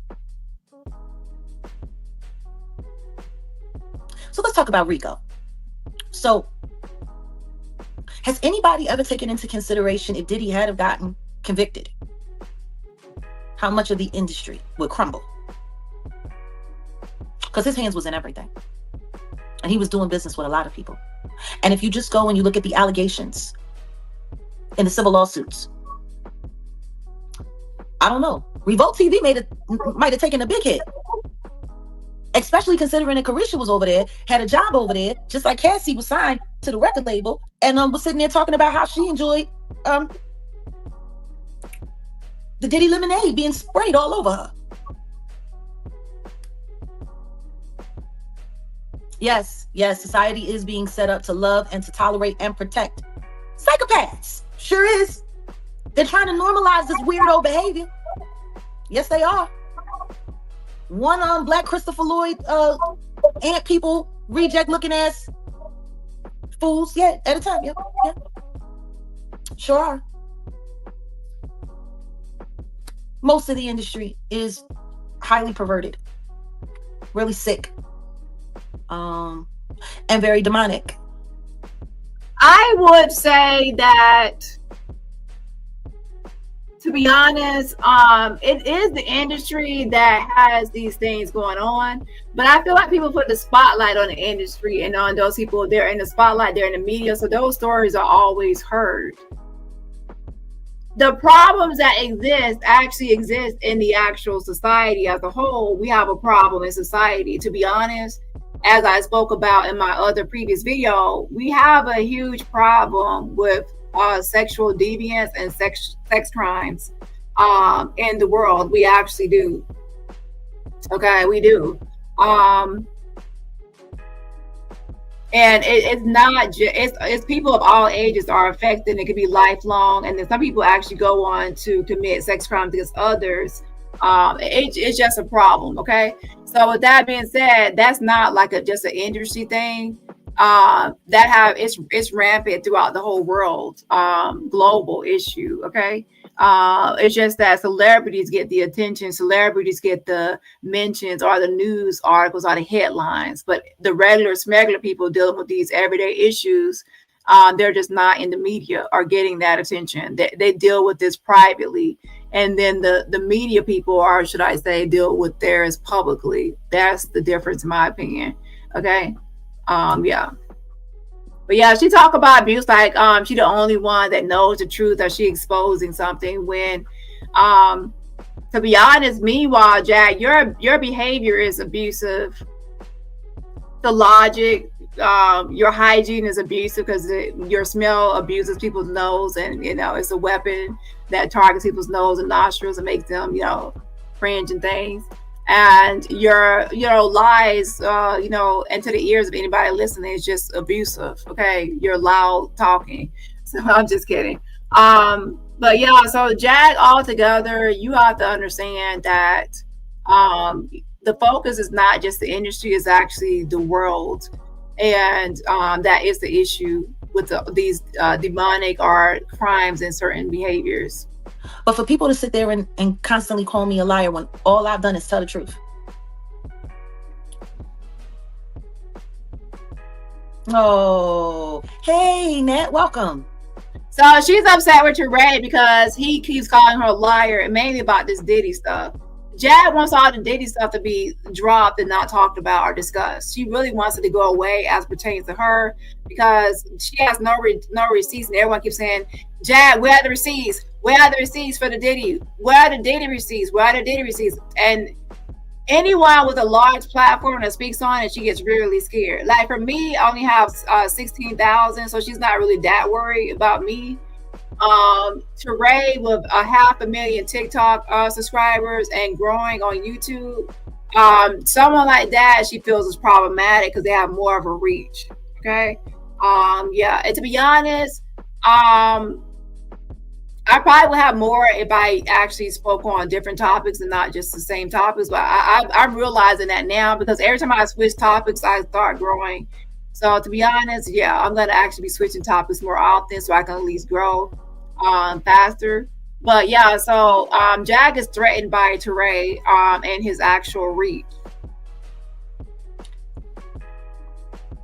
Welcome here. Welcome to Jag Country. No, but for real, like, can y'all imagine how much of this industry? And then the ill-gotten gains thing. Bunch of companies might have taken a hit. See, not letting that RICO go through, it saved the diddler and the industry. Because they need that money to keep moving around. And with all of the alleged money laundering that, people have rumored is happening, that would hurt a lot. Oh no, my eye is okay. It's just allergies. That's all. Seriously though, it's wild to me that people aren't looking at that. This isn't about protecting Diddy. This is about protecting the industry. See, that was the difference with R. Kelly's case, because he had a bunch of tapes. He had a bunch of victims, and he was in a RICO by himself, just like Diddy was. Where are your Diddy tapes at? But R. Kelly's whole little setup was really centralized pretty much to just himself. He wasn't involved in a bunch of different businesses and a bunch of different corporations. It was a lot easier to contain his situation. So yeah, him and Diddy, very different. Diddy goes down on a RICO. The money stops, and then they get to open up the books on multiple corporations who he was involved with. That hurts. And at the end of the day, that's what the industry cares about the most. They care about the money. It's about protecting the money. Yeah, and you pocket watch all the celebrities that you're jealous of. So what I'm gonna do is, right now I looked it up and I don't see any updates as it pertains to Jag's actual charges for her felony warrants out of Dallas, Texas. And one is for obstruction of justice for threatening, Lieutenant Piers Morgan. And the other one is for, stealing a Penske truck. There are no updates because Jag has to be arrested, and then once she's arrested, they'll be able to take her to court or have her go back and forth to court. So until that happens, nothing. I wouldn't expect any updates. Okay. Now, to be honest, at this point, they probably need to put her on a not missing person. They probably need to put her on a wanted poster. I ain't gonna lie, y'all. That was hilarious when Jag was on Crime Stoppers with. That was hilarious when Jag ended up on that poster for real. You know, out of Grand Prairie, Texas. I actually want to see Jag on the. I might have to try to get her back on a wanted poster. That was hilarious. But this is probably the only way they'll be able to capture Jag is if she was on a wanted poster. And it's kind of, I don't know, it's just kind of about her being on a wanted person. Like, it's crazy. Like, most people make fake ones, but she actually had a real wanted poster. I remember when Tasha K posted it, she was so mad when Tasha K posted it. And to be honest, when Tasha K posted it and then Shauna sent me it, I was like, is this real? I thought it was fake at first because it didn't look real, but sure enough, it was real. You know, I'm looking at all of the so-called sponsorship deals, like Diddy Epstein, same client list. I believe so. I believe so, in my opinion. And I do believe in the near future, there's going to be some things that are about to come to light. A lot of people are being attacked. A lot of whistleblowers are being harassed, receiving unalivement threats, all kinds of stuff. It's a lot going on. I wonder what the statute of limitations is. Well, I think that because she's already been charged. So her case is already pending. She has already been charged with it already. Motivation Nation says, Jag says she had Diddy victims in tape, so it's her fault if he walks. Yeah, and that's the thing. Like, we know it over here and we call her out.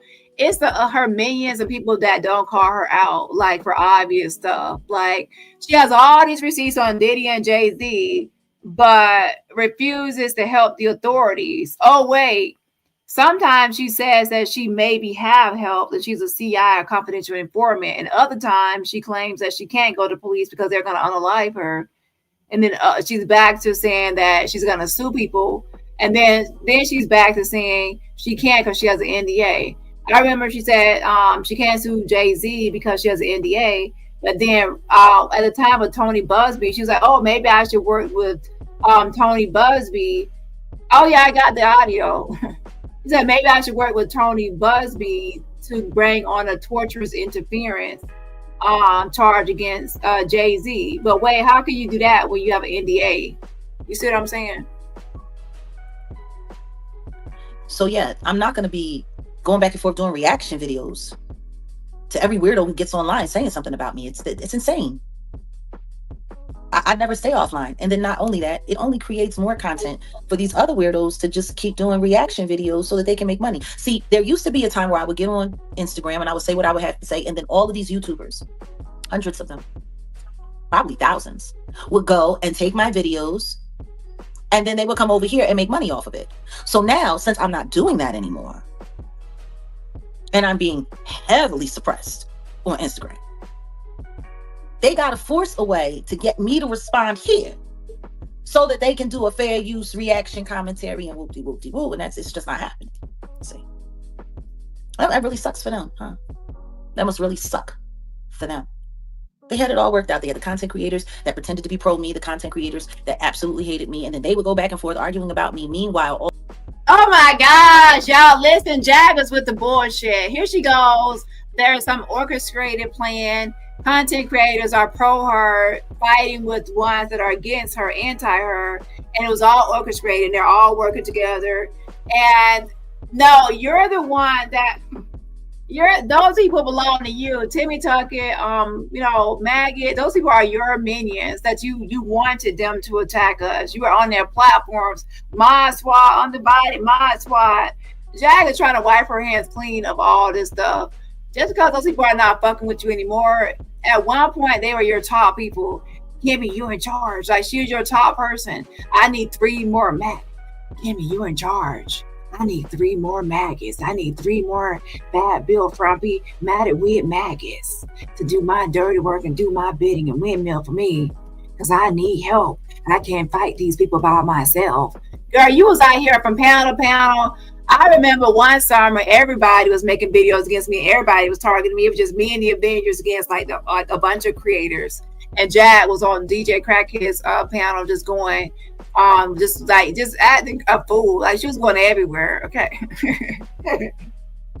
Jag is trying to play innocent as if she wasn't a part of this whole thing, and as if she was not having her mods attack people and having her mods to false dox or even dox people live, as they all would be on a panel participating in the fuckery. Oh, but okay, now it's all her mods. And that's why we keep on telling y'all, people working with Jag, is that she would have y'all mods do all her dirty work and all the evil biddings and all the windmilling. And at the end of the day, she's going to walk away with her hands clean and say, well, she thinks it's clean, but it's not. She's going to walk away and say, I had nothing to do with it. They did all that. You know, she's going to blame it on y'all. So Jag is good at finding people to do her dirty work so she can wipe her hands clean and say, I didn't do that. They did it. All they would have to do is go to Instagram and take my content, never have to pay me a dime, while they were making thousands upon thousands upon thousands of dollars a month, building their platforms off of my name and negative engagement with me. I guess somebody told the Black Christopher Lloyd that because I guess he thinks that's what he's going to do. Sorry, PDFer, not going to happen. Sorry, Predator, it's not going to happen. You're going to have to find another way to grow your channel. So she calls Touré the Black Christopher Lloyd, and she believes that he's clout chasing her. I would say you need to tell all those people over there at TikTok that you've been lying to about me to come over here, but it looks like they're not following. So I guess you ass out.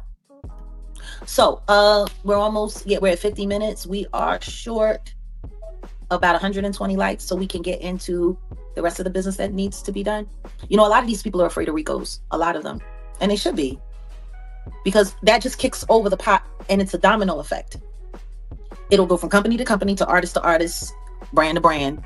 Nobody wants that to happen. That's why they're all fighting so hard to keep it quiet. That's why the objective was everybody, don't say nothing, don't say nothing, don't say nothing. Hey, welcome. Don't say nothing, don't say nothing, don't say nothing. We just gonna blame it on Diddy and a couple of girlfriends, and then that's what that's gonna be. And then we're gonna pretend like none of this ever happened. So this way people won't see the industry as weird. Because the truth is from the second that Diddy got locked up, numbers on streaming, numbers on revenue, brand deals, all of that stuff is gone. They needed to go back up. Am I wrong, Odell? No, you're right. I mean, what do you got to say about this? I've been talking for a minute. How about you take over for a second? I forgot he was even there. Like, Well, what I've been doing I forgot that he was even on the live. while you were busy and cooking, I was cooking too. Side note, I think I pretty much have the final QR code for the hoodie. So I kind of. Oh, YouTube has a new thing, such as StreamYard. So Motivation Nation says Jag used to be crashing out in public. That's why she created so much content. She is boring now, sitting on her ass with old Dusty. Jag, in my opinion, is really just called out. She looks stupid as fuck, like, to be honest. And I really believe that Jag knows that she looks stupid as fuck. She looks stupid because the whole Diddy stuff, like, it's just a bunch of lies. And that's why she's upset. Okay. Yeah.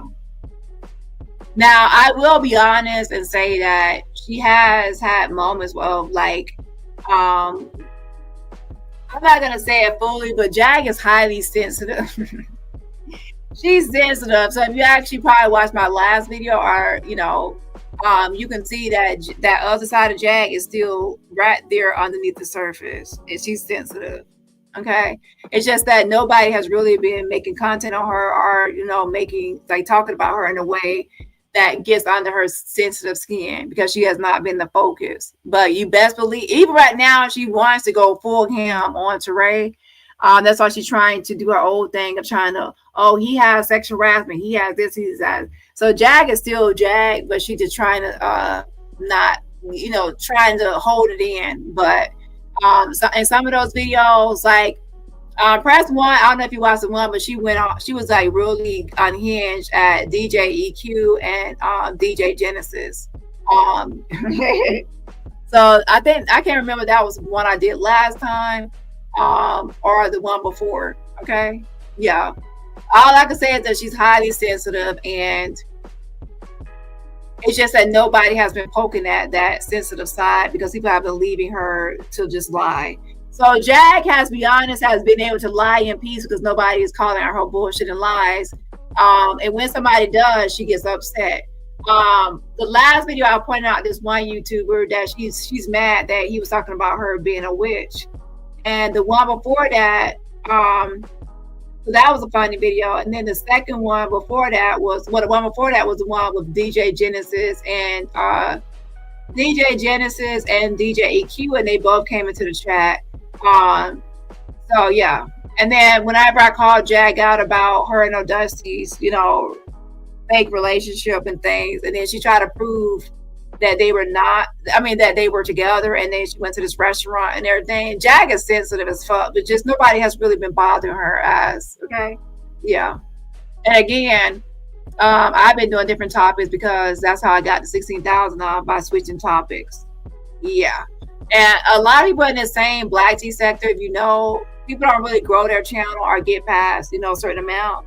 It's because people get stuck just beefing back and forth and tagging each other back and forth and just doing this back and forth stuff that nobody's really interested in outside of the small sector of people.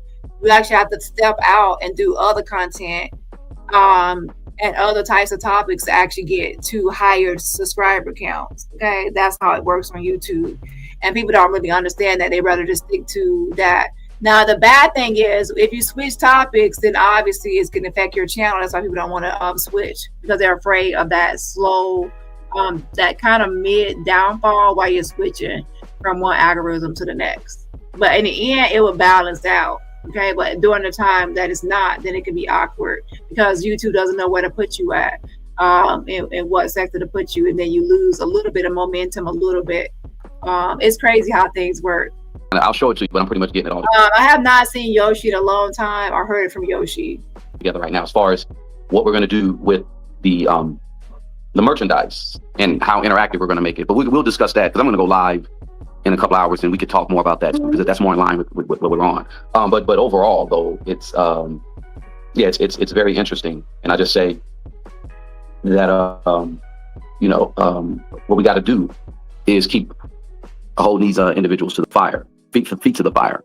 And in my video, I essentially was just breaking down, what's the reason? Why would someone come after you? Why would someone come after, Liz Crook, and shout out to Liz?